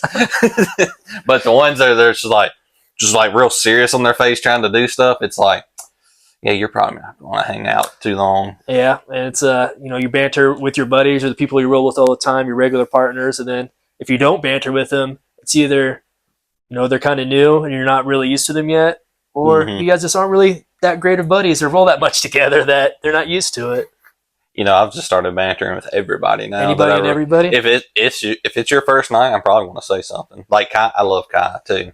Like I haven't interacted with him very much. Like I said, I was messing with him at first, especially because I knew he was a wrestler. He said he was at one. He came from Florida, but he grabbed my legs when I was like, "What are you doing down there?" Well, I thought you were just. Wait, why am I the one standing? You're in guard. He'll come out of his shell, maybe. And then he grabbed lockdown on me. I was like, Wow, Kai. I thought you were a Gracie Baja and a wrestler, and you're doing lockdown on me right now. I don't know. What did he train at a Gracie Baja, or did I just make that up? I feel like someone said that. I thought he did. I might be spreading rumors. Maybe you heard me say that. Maybe that's where we're good at. Maybe I'm the one starting that rumor. If I am, I feel like he told me that when we were talking one night while drilling. I know he said he was from Florida, used to wrestle in high school. And I thought he said Gracie Baja. Well, I said it to him. He didn't correct me. Well, because I said it. I was on him. Yeah, he did the lockdown. I was like, Kai, man, you got to be ashamed of yourself, sir, with that lockdown. I was like, luckily I know the exit, and I wiggled out of there. But yeah, he's quickly become one of my favorite drilling and rolling partners as well inside the school, especially with the newer white belts. He came over to roll with me Friday at the wrestling, the MMA glove day. Mm-hmm. And I was like rubbing my knee. I just got there. And I looked at my knee and looked at him. And I was like, nah, not right now. Nah, I don't know who you are. And then Craig was also stretching next to me. And he was like, I'll roll with you so you don't get hurt today. And I was like, that sounds nice. Callie asked me the other day, Thursday when you're there and we were rolling. She asked, is Nick okay to roll now? Because of your knee, I didn't know how he was doing. No, that's actually really sore because I trained all last week. I've been limping around the last couple of days, but I haven't done anything for 6 or 7 weeks. You've been taking that creatine and protein? No, I thought about that 2 days ago. I was like, I should probably get some creatine, and then I just didn't. Because my right knee, I just bail out of anything that feels funny. I just give it up. I'm just like, nope. Because my right knee, like I said, it hurt for 1.5 years after that incident. But after the month, I took a full month off jiu-jitsu, and I really did take the protein and fish oil seriously. Mm-hmm. And then, like I said, now I don't wear a sleeve. Luckily, when I rolled with you, I just laid on top of you the whole time and relieved pressure off my knee, so it was pretty gentle. I wasn't on my knees that much. You spent a lot of time on your back, so you weren't now. No, it just depends on what. They were doing wrestling, I was like, nope. No wrestling shots, nothing like that. I wasn't going to mention it on the podcast, but I mean, you have gotten a little. How much weight you gained since this knee injury? No, around the waist. Probably 10 pounds. I did that 50. Body lock pass, and I noticed you gained about 3 inches in your waist, man. I got a little chunk in my trunk. Yeah. I told you, man. I've been sitting around eating ice cream and peanut M&Ms. I was like, I could put some pounds on real quick with that cookie dough ice cream. Oh, I noticed. I told everybody, what have you been doing? I said, eating ice cream, and they all giggled. I was like, no, that's what I've been doing. What size pants you wearing right now? 32s? Probably 33s. See, a nice in between. You were down to 29, weren't you? Why are you licking your lips looking at me like that? Dude, stop. We do jits. Elbows to ass, and now you're licking your lips. Look, man, calm down. I'm just measuring up your waist size. But, no, that's funny. No, it's been doing better. It's still sore. We did, what did we do? We were doing half guard stuff up to the dogfight. And we were having to legs swivel, and I was just nope. Craig was my partner. He's like, "How's some of that feel?" And I was like, "I'm not liking this." And he's like, "All right, we'll do these instead." So he was looking out for my knee. Are you lifting still before or after class? I didn't last week, but I was before that. I need to get back in there. I was thinking about it today. I was like, I need to do my physical therapy. I knew you signed up for that year contract. I know. At your gym, which I found out the other day that mine is a year contract. Well, there you go. I was thinking I'm just going to work out at the house, and my wife reminded me that was a year you signed up. They get you at that year. Which, I mean, I'll be back. I guess I'll still go to it. I was just Yeah. thinking about working out here at the house in the mornings, but just so I'd have to stay in town so late after class. But, meh, I'll still do it. What else? You want another topic, sir? Sure. Tapping. How often do you tap every practice, you think? You should. What do you mean? You should probably tap lots. You hear about these high-level jiu-jitsu guys and these black belts, and they talk about how they tap 30 times a practice or these ridiculous numbers. The whole point was getting put in bad positions on purpose and trying to work out of stuff and exploring, which I feel like a lot of people don't do that in general. They like to do their one move if they're good at, and they keep going into their same tendencies, which... Well, you know when we roll, I mean, you've tapped me quite a few times. We play around with different things. But you see how hard I really fight with some of those positions when you work your way to there? That's kind of how I play it. But that goes back to the point of you should ditch your ego in class. But there's some people that want to win so much or so hard. So there's a balancing act that I play. There's some people that won't tap, and then they're like, ow, shaking their arm. I was like, well, why didn't you tap? I didn't do it hard. Like, I'm not the mat enforcer, but sometimes I feel like I get put with some of the people that are being a little rowdy. So it's like, all right, you're trying too hard. I'm not going to let you have this. I'm not going to let you work towards this because you're not doing it. I mean, I don't know if they're really doing it right, but I know you're doing it wrong. Like, I don't. You're doing it hard. yeah, you're doing it really hard, and like you're just really trying to like throw my legs to the side and get to me. It's like, well, I'm not going to let you work towards that, or that's funny. You know, so it's not right or wrong. It's just hard. Exactly. Like you don't feel like an upper belt really getting the best of me, so I'm not going to let you. I mean, if you're being gentle, I mean, and lack of a better word, gentle. You know, it's like if we're flowing pretty good or rolling, even if we're rolling kind of hard with each other. As long as you're not like trying to kill me, it's like, well, you got to this position. Yeah, if you earned it, yeah, I'm going to. It's not like an ego is in an ego way. I'm gonna try escaping everything. Yeah. If you worked your way to a submission on me, it's like, can I really get an exit? Kind of like the armbar. If I'm like right here and got my hand up underneath your leg before you broke it out like that, it's like, I might try here to really try to get out of it. But as soon as like you broke my hands apart and it's over here, it's like I'm gonna twist my thumb just to make you kind of work a little extra. But it's like, all right, now I'm waiting for that. But no, I don't. You're not gonna hear me gurgling out of a choke unless it was like shittily put on to me. And it was like, you son of a bitch. Like I'm working out of this then. But otherwise, no. Yeah, it was. Who was the first person you guys saw do a seminar? Not Scott, but the goofy guy. I'm trying to think of his name. It's a goofy guy. Yeah, it was over there at McKenzie, I think. The first one they did. Jeff Glover. I think he was talking about. That. He's goofy. He's a goofy dude. He's awkward guy. He's a SoCal dude. I think he was talking about how he Albie submits 20, 30 times or something crazy. Albie. And well, I've had conflictions with that because they're also black belts.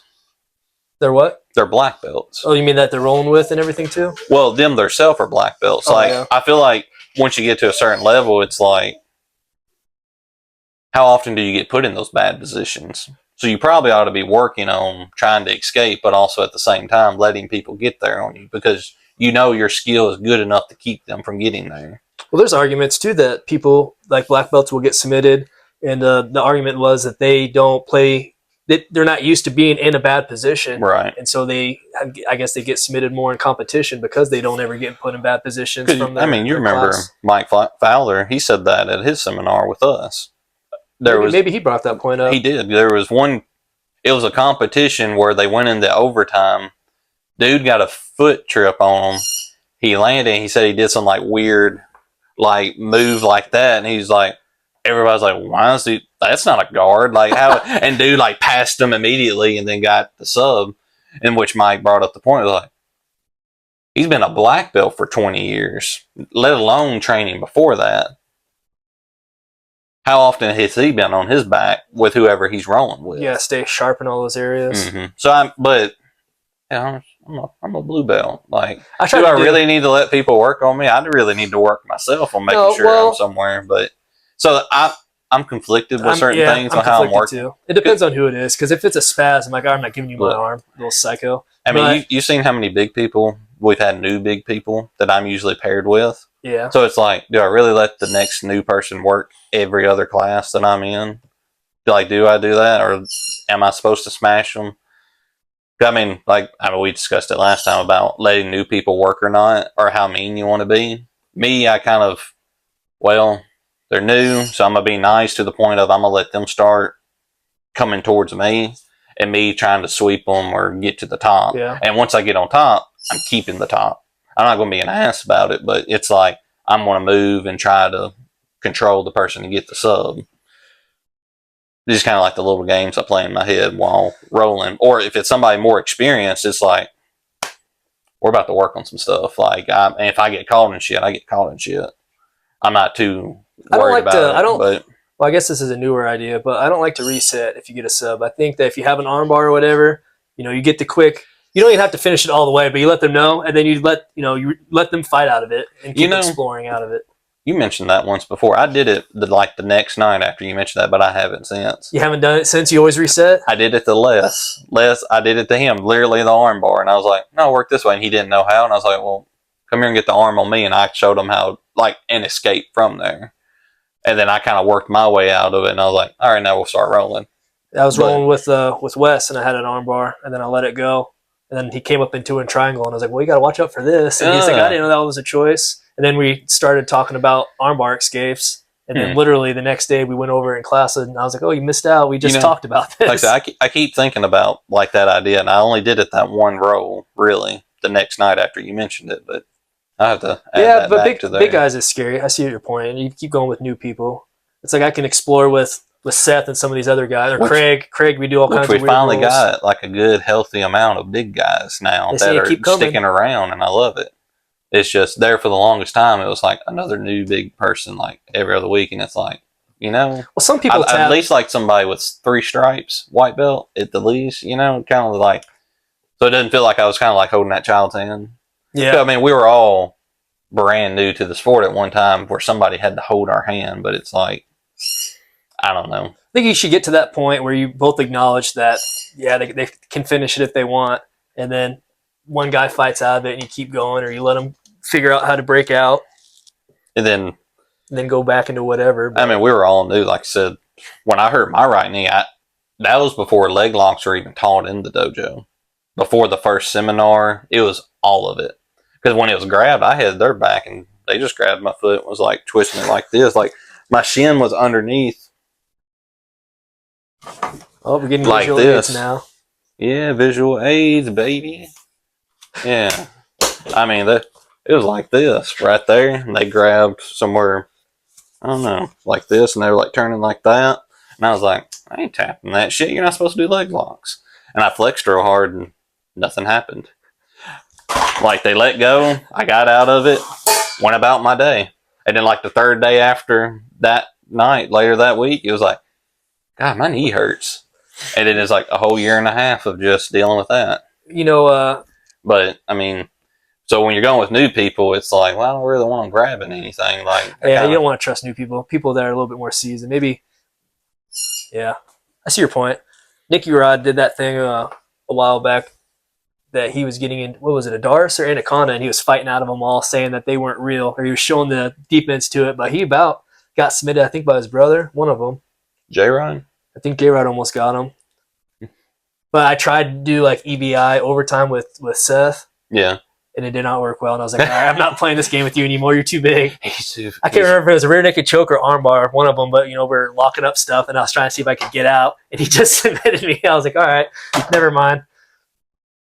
But new people, I'll give them my back, or I'll put myself in bad spots, mostly when I'm just bored. Like, here you go. But then they're also talking trash to me, like, I don't want this. I don't want you giving me things that I think it's a trick. I was like, just get bored. You can have side control. You can have whatever you want. Same, it's like when it's your birthday and you just have the different starts. I was like, it's fun sometimes. It is. I don't know about fully synced in and you're already tired, but it's good for them to work on that and for you to work on it. If it's the very start of the row, I don't do that.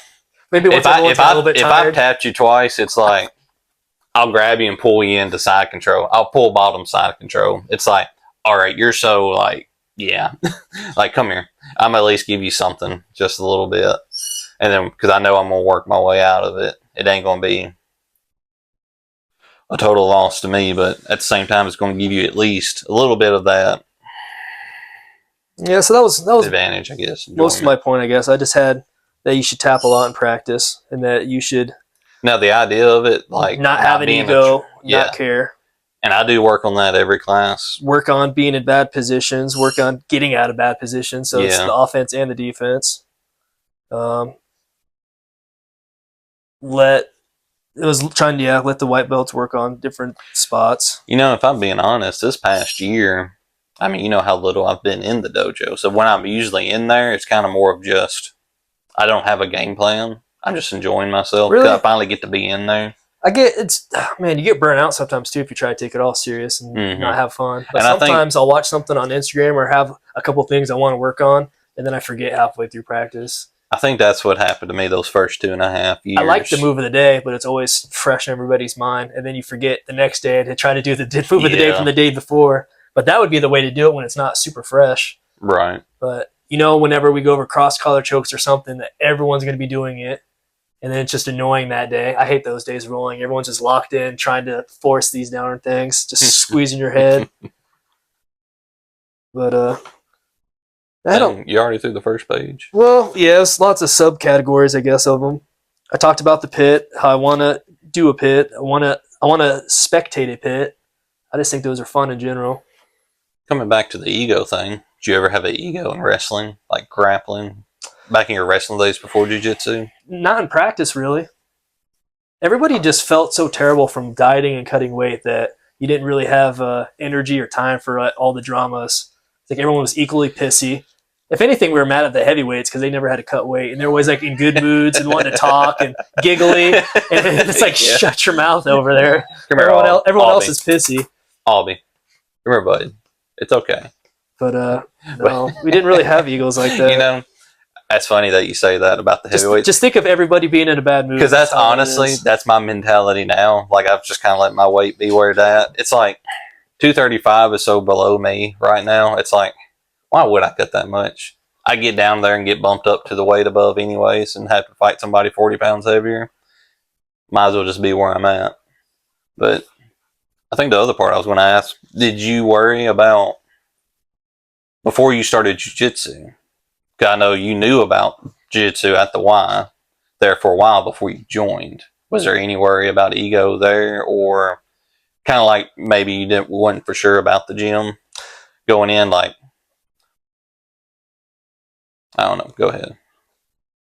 Man, my jiu-jitsu, I'll make this a long-winded version, I guess, but my jiu-jitsu journey is so weird because when I started MMA, so I signed up to fight before I even did any MMA training. I was just like, it was something I wanted to try anyway. So I signed up for a fight, and then guys that were on the card were like, hey, we know that guy. He goes to school with us. And so we had a club at school. It wasn't a team or anything. And so it was the strength and conditioning coach for the football team. He was kind of I guess you can call him the coach, but he was just the one that had the access to everything for us. So we had the mats, and we had this corner that was like the football room, honestly. And so we'd go work out at 6 a.m. So anyway, they invited me over. Like, hey, come train with us. You're not a part of anything. And I was like, all right, cool. I didn't really know any of them. We're just kind of acquaintances. But we didn't have instructions like we did now. It was just we would get together and pretty much spar. And every once in a while, somebody would show up and be like, hey, I want to try this or go over this that they saw in the UFC or whatever. Social media wasn't how it is now. With all these was that? 2009, 2010, something like that. Early college. Yeah. And very early. It's not instructionals. It's not Instagram. Wasn't even how it is now. YouTube started in 2006. And you had highlights. I don't know what was on there then. You had highlights, but it wasn't tutorials or how-tos. No. And so we started off that way. And then even then, we had a jiu-jitsu club that was part of the school. And I was thinking about it today, laughing, because I think the guy that ran it was Hawaiian. And I don't even think he had a belt. It was just this bodybuilder guy that somehow was able to coach and got away with it. And no one said anything. But I remember these guys trying an arm bar, and somebody's elbow popped like the first day. And he's like, oh, let me see. You're good. It was just some bro science guy, like big muscles. He's like, you're all right. Yeah, you're good, bro. Yeah, and it was just like, man, nobody knew how to do anything. Yeah, bend your arm for me. There was no, the 7 positions. There was no how to tap. There was no etiquettes, anything. It was just we got together, and some of these guys wanted to fight, and some of these guys liked fighting, and you just had all these cyclists coming and going. And but anyway, then we had one guy start that actually belonged to a jiu-jitsu academy there, and this is Terre Haute, Indiana, and they did gi, and he would come and train with us, and then his coach started getting on him about showing their techniques or training, cross-training essentially, and he's like, well, these guys aren't even jiu-jitsu guys. These are just guys getting together that all do cage fighting. And so he wasn't allowed to come, or it started getting weird with his dojo about it all, which is funny because you hear about it now kind of with different, thinking processes of it all. And then they were doing gi and we were doing no gi. So I was like, it's really not the same thing anyway. So anyway, this dude would come and go. But long story short, fast forward to the Y, I saw the mats and I was like, oh, what are you guys doing down here? I didn't know what it was. And then when I went down there, I think it was all gi at the time. I don't think you guys had started no gi, or maybe it was kind of just a couple days were no gi. It was gi heavy in general. I think there was only one night of no gi. I remember when Callie joined, I think there was Monday, Tuesday, and Thursday, and Saturdays were gi. Okay. And Wednesdays were no gi. Because we bought the first gi, which gis aren't cheap. No. Especially the one she wanted. And then she was only going to train Monday, Wednesdays, and Saturdays. And the reasoning for a second gi that she gave me to buy was there's not enough time between Saturday and Monday for it to dry because we weren't throwing them in the dryer. First you have one, then two, and then... I think I got like 6 or 7. I only wear one now. Really? Because it's an Origin, I can throw it in the dryer, wash it, dry it, it's ready the next day. Which we only have 2 gi days now. It's funny how no-gi dominant we are now. I probably own 12 gis and I use the same 2 or 3 now. Yep. But they're all the exact same brand and model and everything. I found one that I like the fit and the material, and I just bought the same one, different colors, and just swap them out now. Which I'll say, when I first started, I had a blue tatami. I mean, I've worn that thing out.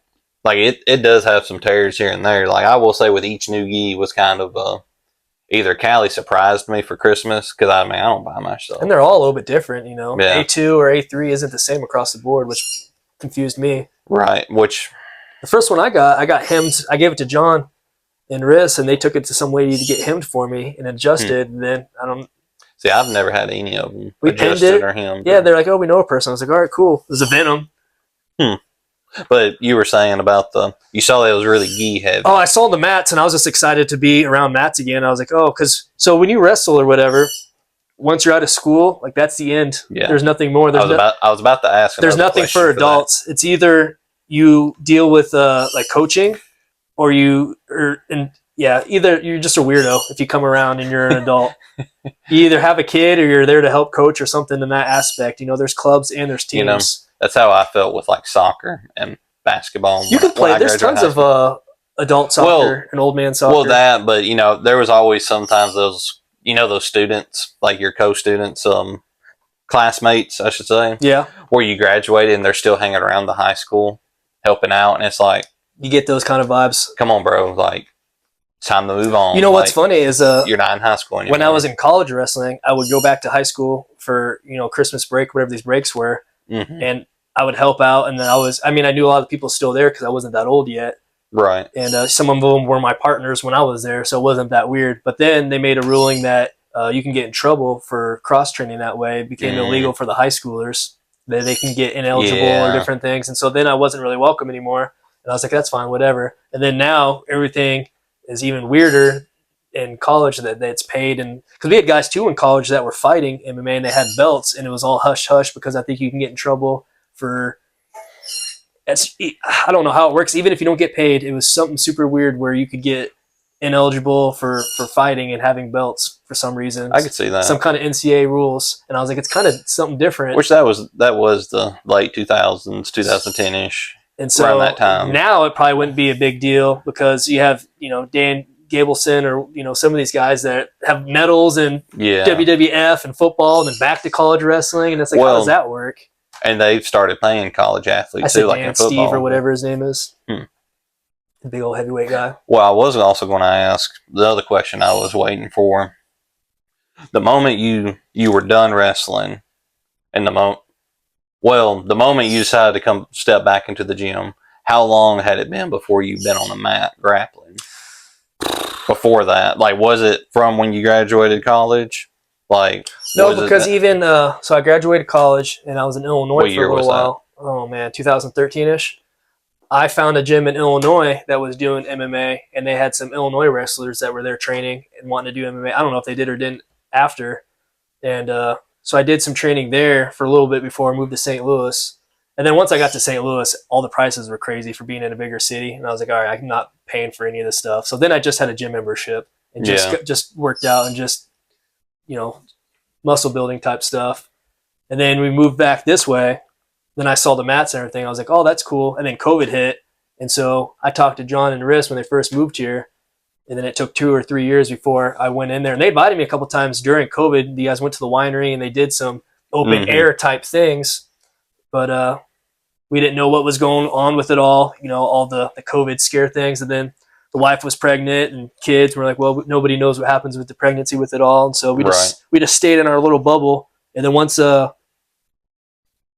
daughter was born and everything, I was like, all right, I'm going to try to start training and getting a routine. But I was not happy about the gi at all. And now. But it's your favorite thing now. It's not my favorite, but it is fun to mix up between the gi and the no gi. You get burnt out on different things, and being able to go back and forth, it breaks it up. Yeah. And I like the gi, and the judo's kind of fun. It grew on me after a long time. I still don't love it, but like I said, it adds variety. If I just did no gi all the time, I think I would get bored. And I think if I just did gi all the time, I for sure would get bored. I like going back and forth. And everybody that I've heard talk about it, Rampage Jackson and all these different people that are MMA heavy, or Demetrius, Mighty Mouse, they said that if you train both, you'll get better so much quicker. Yeah. And that it's using the left side of your brain and the right side. And they compared it about your problem solving skills get better. I feel like it helps a lot more with grips. Weird as that sounds. You have to modify, you can do a bow and arrow with the gi and without the gi, which is crazy. Which you modify all kinds of submissions. Gripping around the wrist and the elbow, I usually do it. Yeah, I know there's some people that will only do the material itself, like that cat paw. Yeah. Me, when I grab the elbow, I'll grab like that, as well as bunching it up around it. Like the tricep? Like their meat? Mm-hmm. Right behind the elbow up here, I'll grab both the material, or down there, I'll grab the material, but it's like, I'll pull it around and I'm holding the wrist as well. Well, when you first start, you're trying to learn how to do a sweep, for example, exactly right, step by step. Mm-hmm. And then as you progress, which I know our perspectives are, just purple belt or whatever, and you're right at the edge purple belt, so I'm grouping you with me, obviously. Purple belt in my eyes. I'm 4-stripe, blue belt, And then, that's where our perspective's at now. But now, it's like, you don't have to do things perfectly, especially off a feel. You feel their balance or a shift. You're like, oh, I can hit it now. And it can be dirty, but you can get the sweep. It's like just learning how to modify that a little bit. Is like, just imagine keep doing that and training both. I will get to black belt levels, think. Which I've always tried to think about, rationalize a lot. Look, you look for the silver lining in things, the positivities. Craig's always saying, close your eyes. He's like, close your eyes when you're rolling, and you can feel where you're supposed to be, your weight. But now, if you thought about that with a new person, no stripe white belt, they come in and you're just like, well, just close your eyes and we'll roll. You'll figure it out. If you imagine that, it's like, come on now. Just imagine them hitting each other in the face. You're not probably going to learn very quickly. But if you're quickly given all right, here's 7 positions, do this, do that, now go. And then they go to try it and it's like, well, I don't know why it's messed up. And that's when you start giving them the advice of feel this part, see if the concepts start to come in. I feel like if you only learned off concepts, it'd be like, where do I put my hand? Where do I put my foot? He goes, well, you just got to block these 2 hands. This side, the arm and the leg. All right. And they go around your back and it's like, wait, what happened? Hold on. That's not how the sweep is supposed to work. I'd say what helped me up the most when I was starting out with it all was, I don't know if it was Craig or somebody was talking about a table with the 4 posts. And I use that all the time, explain it to somebody else. They're like, oh, why can't I do this sweep or this and that? I was like, just think about the table with 4 posts. I was like, if you have this arm trapped and you kick him hard enough that way, I was like, he has no choice but to go. And I was like, if he doesn't go and he bases out real hard, now you have enough space to be able to move somewhere else at least. I've even taken it a step further, telling people about the table and I'll laugh, rolling with Greg or Wes or somebody, be like, oh, I have your post. And I'll do a super slow sweep and there's nothing they can do about it. I've even taken it a step further when talking to some newer people about the 4 posts. And it's like, well, I took this one away. Why ain't it working? I was like, I mean, you've seen a table missing a leg that's still standing there, right? You got to push it over. But if you take 2 legs out, it's definitely going to fall over on its own. Like if you grab 1 arm and 1 leg when you're going to do a sweep or something, it's like if you can actually like put those out of the way, they're going to fall on that side, and you just got to push them over the rest of the way. I know I've used that before in my own rationality of learning and practicing and perfecting my sweeps. Hey, bud. See, I do so much more. I don't want to say made up stuff because I feel like everything's probably been already done before us, obviously. But it's like I just do a lot of dirty stuff now anymore. Just Right. wouldn't call it a scissor sweep, but it's like you have a hand over here trapped, or they're trying to do something and just kick them, and there's nothing over there to catch with, and it's like, well, you're going that way. I feel like there's eventually a point where I do know when you get the black belt, I feel like the reason why a lot of martial arts call it the beginning is you're supposed to start exploring. You find new avenues, new I think there's moves, infinity things to learn. new ways of doing things, and I feel like that's only part of us now coming up through the belts is trying to learn and discover these things as well. You can be spoon fed all the information, but it ain't going to help if you're not actually exploring and discovering these. Do you think that you would have done jiu-jitsu if it wasn't for Cali? No. Well, okay, let's put it this way. How we started jiu-jitsu. You know, old school YouTube days. You know who Jenna Marbles is, right? I don't even know if I do. Wow. Who is it? Jenna Marbles? You don't remember her? Is that a YouTube person? Yeah. Like a vlogger? That was like one of the originals. Or I'm sure you'd remember if you saw her. is it jiu-jitsu? Or she was like a blonde that made like dumb videos. Like it's not my avenue. I think we watch different content. You know, that's not even content that I watched often, but I knew who she was. No. She honestly was like, she was like Mr. Beast before Mr. Beast. Well, that's a bad analogy. She was like that level of popularity. I can honestly tell you I have not watched. I know of Mr. Beast. I don't think I've ever watched one of his videos. That explains a lot. I've seen random clips that I've come across, but I've never sat down. She was popular on YouTube in 2009, 2010. Okay. Like she was one of the first that probably got like the gold play button and all that for like 10 million subscribers. She was one of like that original group of people that got that popular. Anywho, she has a boyfriend, husband now.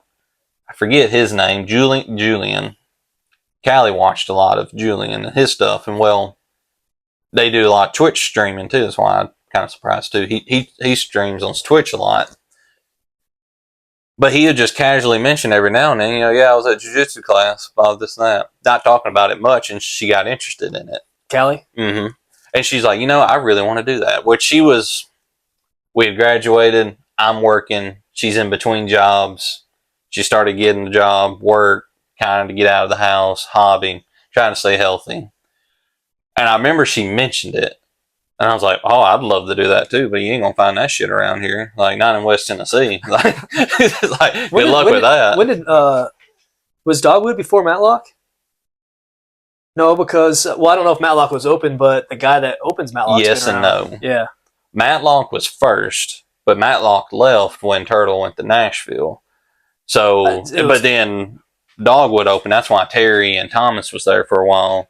And then Turtle came back and started in Martin. Yeah. So there was like a gap. I knew Craig and Turtle had trained with Turtle or whatever. And I don't know when Justin started the Jackson Jiu-Jitsu. Yeah, I don't know. Over there. They all seem fairly like around the same because time. I know Lee, when I started in 21. See, I know of Lee. I've never met him, I don't think.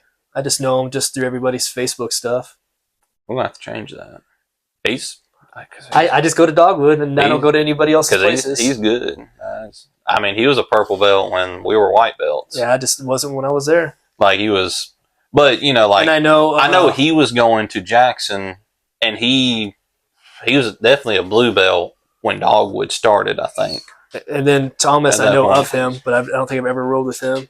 And I know Terry just because he was coming and going, Welder Terry. I'll say Thomas, he showed up sporadically. Like I don't know if he trains anymore or not, because he goes to all these national parks with his wife on vacations, and he does graphic design for rough country. And he's a very outdoors person. Cool. He's out in the woods somewhere most of the time. I would roll outside if there wasn't bugs and mosquitoes. I always see like Hawaii and these weird, that would be mats great. outside. But I was like, I don't like the bugs. But other than that, I mean. So Callie was watching them, or you guys were watching them together? Well, she was more or less watching. And I didn't watch bringing it up, and so it spiked her interest. And of course, I'm like going back to my rock star dream. I knew of jiu-jitsu because I watched the UFC. Oh, you said that good luck finding it. That was my thought. I was like, yeah, that shit ain't going to be here. You got to go to California or New York. I didn't even know about New York. I really thought it was just all in California. I thought it was that small of like jiu-jitsu. I didn't even think you could go to Nashville for it. But that being out there, I was like, yeah, good luck finding that shit. I know there was an MMA gym in Jackson at one point, and I always saw it driving by, but I was like, I don't want to do MMA. Our MMA stuff that we did back in Indiana was not jiu-jitsu. I mean, it was just, MMA is what it was. But we didn't know about guard and how to pass the guard. It was just, we were brawling standing, and someone get a takedown, and it's like, now you're brawling on the ground. Yeah. It's like some guys knew how to do a triangle or an arm bar, but it was mostly just hitting each other still. I can see that. Yeah. That reminded me of Never Back Down. Remember that movie? Yeah. That was about the most idea I had of jiu-jitsu besides Hollywood. It makes it look really cool. Yeah. Besides the actual like UFC clips that I would see. Because we'd watch UFC Unleashed and then The Ultimate Fighter. So those were really the only things I watched, and I knew about jiu-jitsu because of that. And like I said, I planned on being a rock star. I was like, when I get to California, I might look for it then, whatnot, But I remember her mentioning it. I mean, this is 2020. This is COVID.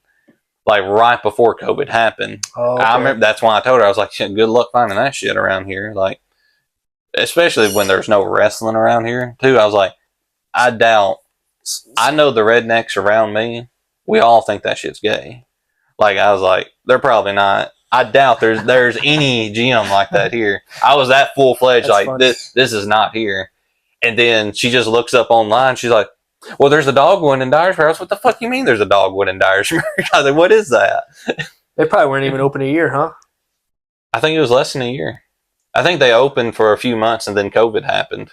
And because she messaged them, I think John told her, I was like, well, yeah, we're shut down for the moment. And, we should be up. And she started that August.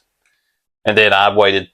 The responsible person I am, I waited 6 months. I was like, well, let's make sure. I don't know how much this is going to cost, like, because I know my wife. Well, I don't like this gi. This one's too baggy. Yeah, this one's a little too short. Like, no gi gear. Like, trying out buying this and that. And I was like, you figure out what you need.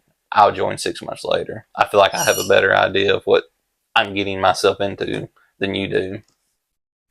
Which, I mean, hell, she's still better than I am in it. But I mean, at the same time, I was like kind of using her to test the waters too before I get in there. But there you go. Use her as the guinea pig. Exactly. And I mean, as far as I knew, everything I saw that I liked. And so that's when I joined on Insurrection Day. And January 6, 2021, they raided the Capitol building. I was late for class because I was watching the videos. I was like, holy shit, I can't believe they went in there. Were they, how was that walking in? Was that, because you didn't wrestle or anything, so all of it was foreign. Were you like, well, I guess you had Callie kind of exposing you a little bit. Was she watching stuff? Were you seeing what she was watching? I mean, or did you go watch her at practice ever? None of it? No, I'm not. Yeah, I'm not that tight. So you walked in there and they're like, all right, this is how you tie your belt, and like, we're going to do some takedowns. Look, let's be honest. I'm not homophobic. Like, I didn't have that problem going on. No, but I mean, but like well, let me take it a step zero further. Grappling to gi is different. I would say zero. And the grips and everything? Zero formal grappling. Yeah. Because we were more of like, we were just out in the yard, like football. You get in a tussle with somebody out in the court or out in the field. It's like, you've seen it in the movies. They start tussling. It's like, all right, break it up. You start grabbing each other and moving. Like, but I mean, there was also like, we watched The Ultimate Fighter, but we couldn't punch each other.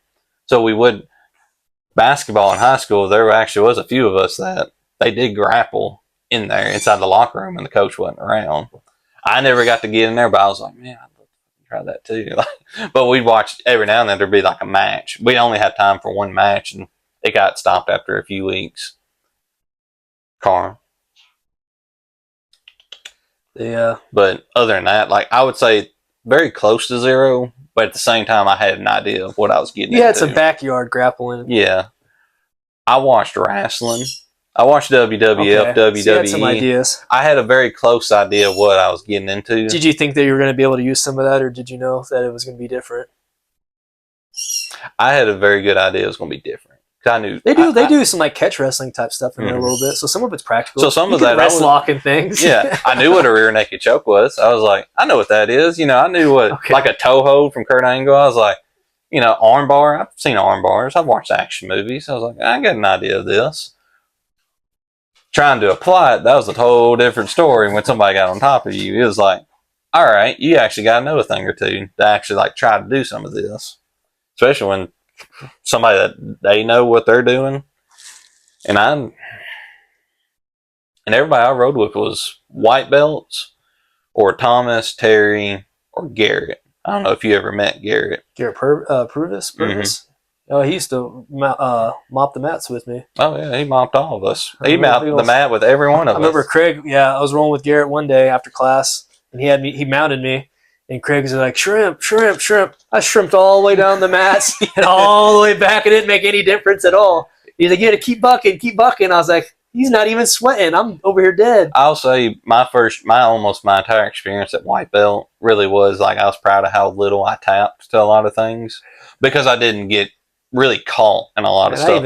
I was really good at keeping my arms in. It was like we were partners a few times, even with like takedowns. I remember him just splatting me. I don't know if it was a hip toss or something with the gi. You know, some judo, and he just smoked me, and I was like, knocked the wind out of me and everything. I never got the drill with Garrett. Oh man, dang, I'm a little jealous now. But I mean, I was not. He did. I did not. I didn't slap the mat and break ball or anything. I just splatted. I was not prepared. I was like, dang, I thought you were going to ease into it. He just smoked me. And he's like, oh, you're all right. I'm just no wind in my lungs. Yeah, Garrett was full force. Well, I mean, he was nice about it, but it wasn't intentional. Just what happened. But I remember him, and I remember he went to S mount a lot on me. That's how I figured out how to defend S mount because he don't get S mounted, obviously. But I actually had to like back out of it and get back to mount, and then. You think you'll make it to black belt? You like to take hiatuses. I do. You think one of these hiatuses will be a forever hiatus? I hope not. That's not real confident, John. Look, man, life gets in the way. You take like a month off, and you're like, it's kind of nice not having to be sore and not hurting. This past year, it has been that experience right now. It's like, do I really want these little injuries hurt a little bit more? These little bumps and bruises. Gotten a little older. Lactose intolerance doesn't help. I was thinking about that the other day, like what overall goal for jiu-jitsu is, and I feel like a lot of people they just want to get to black belt. And see, my goal. I feel like there's a lot of guys that once they get their black belt, they're not gonna have very much motivation to come anymore. I feel like they'd be like, I completed it and just be done. I would love to have my black belt, and that is my goal, is to get the black belt, but also go past that. As I say, are you completed now, or does that just keep going? Like you just something that you're like, all right, cool, but I'm here to do jiu-jitsu anyway. I mean, is it a lifestyle? Yes. Like I don't want to get the belt and just wrap around like, yeah, I'm a black belt. Yeah. I would like, Then you only roll with white belts after that? Yeah, like no, I don't. Like just new people, just lay on them. I don't want. I feel like I do that now with some of the new people. But no, I'd actually like to be. I don't know if I'd want to start my own school or anything at that point. But sounds stressful. But I do love the idea of like just traveling random places, going here and there, learning, being helpful as well as learning from other instructors still, even at that point. How many more years do you think until you get your black belt? I mean, I don't even know the answer to that question. I see. We're almost at 4.5 years now. We're past 4 years for me. How many years do you think you should be at a purple belt for? Until you're not a purple belt anymore. The years things don't really get in my head. Now, I do think there's somewhat of a minimum. It's like, just because you're beating everybody's ass, don't mean you're just straight to black belt. I think it's the idea of it, too, of the moves inside and out. You have the experience of rolling with everybody at different levels, demeanor, as well as... I get so conflicted because... Yeah, that too. First off, I get conflicted because I feel like you don't want to graduate people too early. Mm-hmm. Then they're going to get beat up hit by people in that group, and then I feel bad. Now, I feel I'm like, not against growing into but then you your get belt some either. people that just aren't super athletic. Maybe they're older, just aren't super great. And it's like, all right, well, you've been a white belt for 5 years. It's like maybe it's time for you to be a blue belt. Even sometimes I feel like attendance based is okay. I heard Joe Rogan say it once about like if you're 62 years old and you're on the mats, his idea is like, yeah, you're a blue belt because you just had the courage to do that. I would say it's like maybe it's not going to take you 2 years to get your blue belt. I'd say learn how to move, and then you get it. I do believe everybody's journey is their own, and that type of growth is part of it. Well, Danaher, for example, will hold people back, and he'll be like, well, I think you're a blue belt at your overall potential versus blue belt compared to everybody. We're an hour and 47 minutes. Dang. I'll speed it up more then. No, you but they were talking about, are you a blue belt in the collective whole of comparison, or are you blue belt at your own potential? And Danaher will talk about that. And so that's why sometimes you'll see those new wave guys. They'll be like purple belt competing against all these black belts, and they're beating them. Like, well, this guy should be a black belt. Mm-hmm. It's like, well, he's only been training for so long. He could achieve so much more above that he's not. I don't know. He gets all deep into it. Well, I'm a big fan of Danaher. I mean, I love philosophy. But he was talking about rationale. And then I agree with that potential part too. Like part of I've been agreeing with it more lately. Yeah. Because I have the issue of I see blue belts, I compare them to the blue belts I see on the internet, or like people competing at Worlds and they're like winning the Worlds. I'm like, dang, some of those blue belts are really good. And then I see like new blue belts, and then I'm like, man, you guys are not great.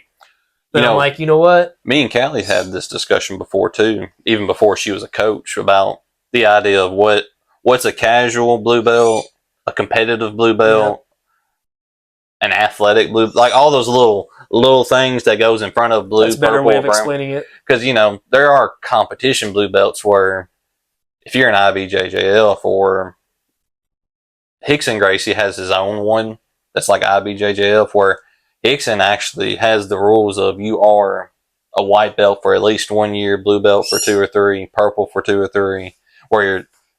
Oh, some of it's real strict on the time-based. Like, he's very strict on his. Well, some of them you have to test out, and I was like, well, that's silly. I don't know if you ever saw that video of Hickson where his brothers, their red belts, came in and gave Hickson his red belt, and he had this speech about, I'm sticking to my federation's thing where I'm keeping on my coral belt for at least until I'm 65. Yeah. I think he was like 63, and he goes, when I turn 65, I'll put it on.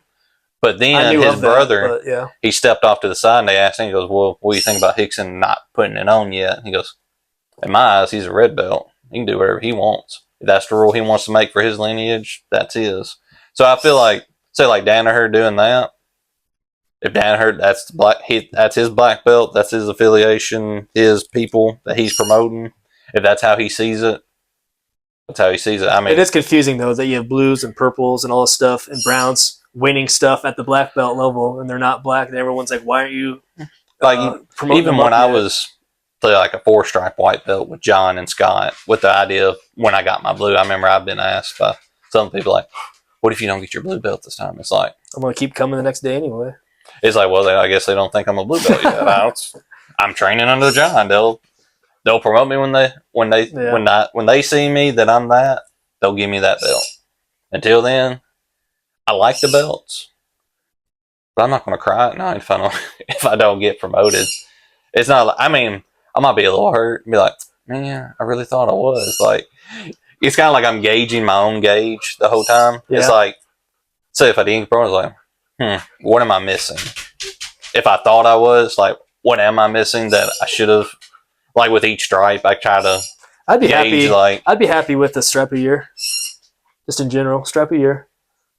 But then I would be a purple belt after 8 years. What if you only went to 5 classes for the year? Man, you can't get a stripe for only 5 classes. Come on now. You only went to 5 classes in a year, you pretty much quit anyway. Pretty much. I feel like it's skill based, even if you're only there for those 5. I don't know. Kind of get into some philosophical topics there. Because do you purely go off skill? Because you are improving, but you're not here. Maybe you went somewhere else, so why aren't you getting promoted at the other place? Or I get conflicted too because I feel like people should compete, but then I don't want to compete. But I feel like people should go and get tested. Yeah, I mean, but then again, you do well or don't do well against other purple belts. It's like it doesn't really matter. Then you have age and athleticism and just a lot of different aspects. And competition isn't. If some 50-year-old got beat by a bunch of 20-year-olds, it's like it's hard to judge yourself against that.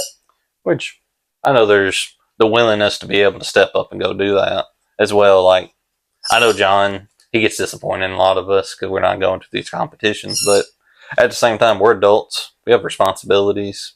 Shouldn't have taken a risk to get hurt when we're like, say, like me. I don't know. You're not going to compete May 3rd at Fuji? No. At Paducah? Nope. Are you competing? I'm hurt, bro. Exactly. You're hurt too? No. I said I'm competing at the next competition you compete at. I'm going to try to go and at least get some content or something, though. Go. Paducah's not that far. You know what? I'll ride with you if you go. You know what, though? That's a week. Or I'll drive you. That's like a week before the daughter's birthday, so we'll see what's going on family-wise. I feel that. That would be good to get some content like that. And then support our teammates. The October date for the next Black Hat is also like next to my anniversary. Just tell the wife you're with me. I mean, everything is in October with their anniversary. Yeah. It's just a good month for everything. It's like starting to get fall. It cools down a little bit. Everyone wants to do all these things. Yeah. I feel that. Like, I don't know about you. Say, like, if you're wrestling past, if you feel like you need to go to a competition to see if you're willing to actually, like, throw down with somebody. I mean, you've done a fight. I just don't want to. I don't want to pay. I don't want to travel. I don't want to cut weight. Now, and then I don't want to get hurt if I do get hurt. Weight, but yeah, that's a big important. It's like I don't want to do all the, and I don't have to cut weight. But it's like if you're going to do all the other things and like prepare and train for it, I was like, why wouldn't you take it serious and get on weight or get to a certain goal anyway? I'm not saying you have to cut 50 pounds or anything crazy, but if you're going to do everything else serious, why wouldn't you eat healthy and like feel good to coincide with the work you put in? And some of me thinks like going to do these competitions is going to test yourself. Are you going to fold up? Are you actually going to like forget your technique in the heat of the moment?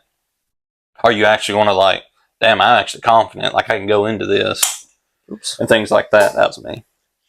Whereas, man, I've played probably 13 different sports throughout my life. I've done so many games, competitions, this person, that person, altercations, and then I've done tournaments. It's like, I hate waiting. And that part, I think, is the only thing I feel like I would need to work on to go to another competition just to get that. But like you said, I don't want to pay. I don't want to drive to Paducah or St. Louis. I don't want to pay all that money either. So it's like, honestly, I'd rather do a dojo storm and just get it out of the way like that. I'm going to be honest. I feel like if you go through all the fight camps with everybody else, like preparing them, it's like I already did all the work. It's like I feel, and then they come back and they do well. Like if I roll a Seth every day and he does well and gets gold, it's like I feel like to the transitive property, I got gold. We're both winners. I feel like it works like that. I helped him achieve his goal, so therefore I achieved it as well. I don't know if it works like that, but if he does bad, then I don't accept responsibility for that. I was like, you should have been here more, Seth. It's on you. There are purple belts and brown belts. I don't care. That's on you. I love it. Yeah, I don't know. But especially, the fight camp is like they really count out. They're like, oh, 10 weeks out or 12 weeks out. They don't really do that for the jiu-jitsu. But it's like I feel like I go through all of it with all the fighters, and then they go fight, and then I just get to watch. I'm like, oh, that's fine. I don't have to deal with any of the stress of it all. But you don't get credit for that, being there every day for these guys. Yeah, I feel that. Like I said, I hate the waiting part, the money and all that. I do like the training aspect of it.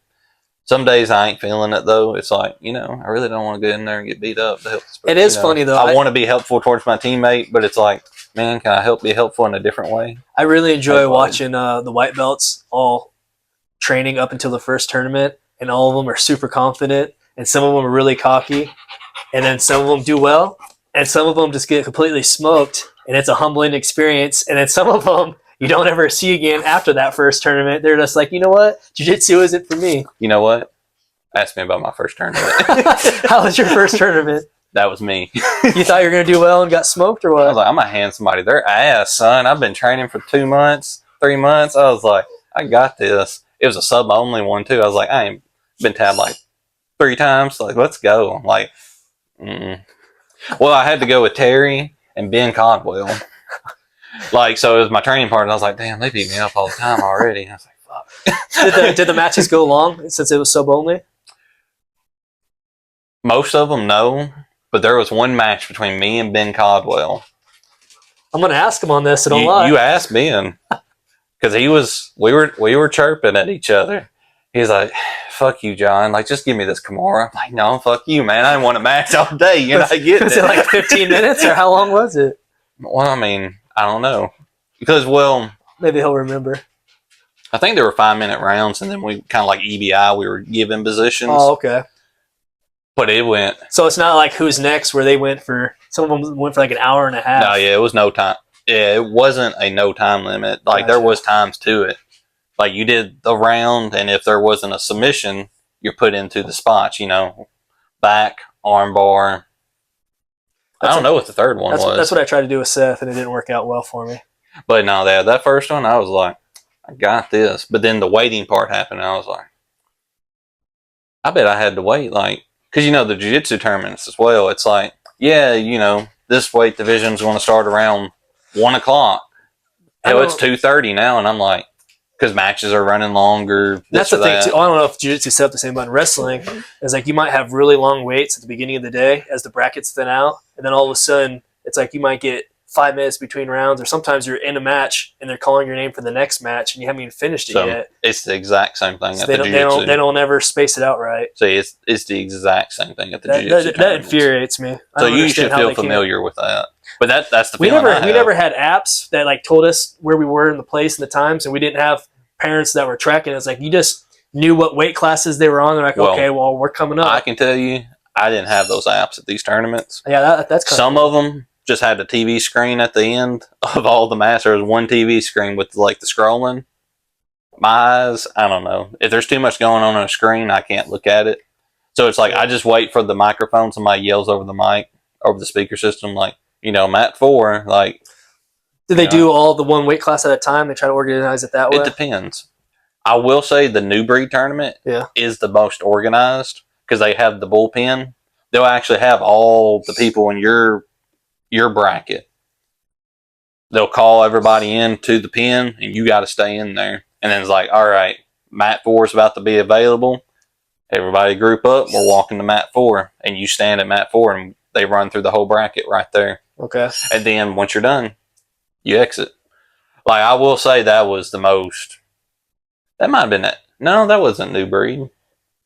That was American AGF. Oh. AGF did that, yeah. I like New Breed too. New Breed's more like what you were describing, but it is more organized than Fuji.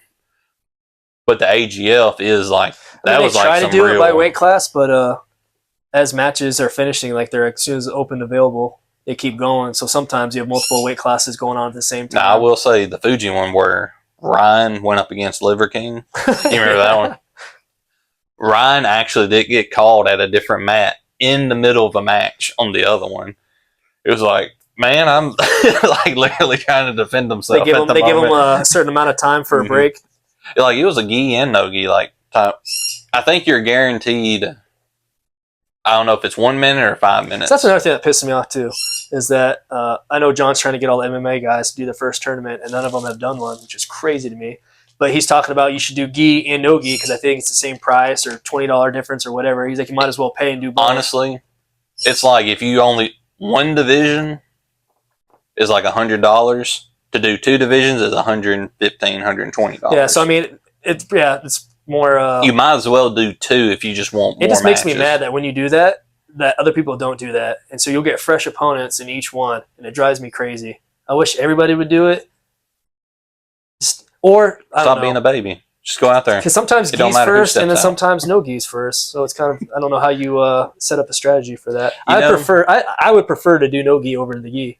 So to me, it would be like I don't want to waste my energy and make it gis first. The new breed I did, it was. Did they tell you which one's first, or you don't know until you get there? It doesn't say like. To be honest with you, I didn't know. See, yeah. Now the new breed, the last one I did at Blue Belt, we did no gi first. Cause I do remember that changing now. I've seen both. I want to say Fuji I did gi first.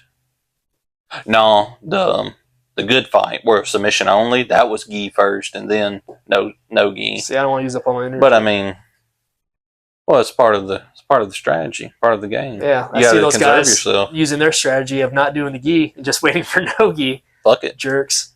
Look, man, I forgot what I was saying before that. That's why nobody will remember your name, bro. Oh, they will. Nah, not with that mentality. Okay. All right, let's wrap it up. I have to pee real bad. Me too. Yeah, I actually do have to pee. I've been holding it for like 10 minutes. Do you have any announcements, sir? Guess not. Any final thoughts? Final thoughts. I mean, I had a lot written down here on my notepad. I mean, if you made it this far, you've watched this far, thank you for watching. Thank you for all the comments. We love hearing them, especially on the first one. This one, when this one goes live, maybe we'll do a better job actually saying that it is live. I did hear that a few times, like when you were making the clips. They're like, "Yeah, I saw the clips. Yeah, can't wait till it drops." And like, it's been dropped for like a week and a half now. Yeah, we had some. We're still ironing out some of the details. And you're just going to see more of it like that. Like I said, I've been enjoying the feedback I've been getting from people. Definitely keep leaving comments, or you want to throw in some input or some topics or questions. Criticisms. Don't just tell John, though, because he won't write them down or tell me. You need to physically put it in somewhere. I'm not going to argue against that. I may or may not write it down. I probably won't remember it neither. It probably won't make it to the next episode, but we're going to keep trying to do it every week and get to a schedule. I don't know if this is the permanent location or not. It is this week. Well, I mean, yeah, this week, but I didn't know if we were going anywhere else or new locations. We'll figure it out. But I don't know if you can hear that lawnmower going on. But if you're new, welcome. And if you are returning, welcome back. And see you in the next one, I guess. Guess so. I don't know if that should be the exit or not. Do.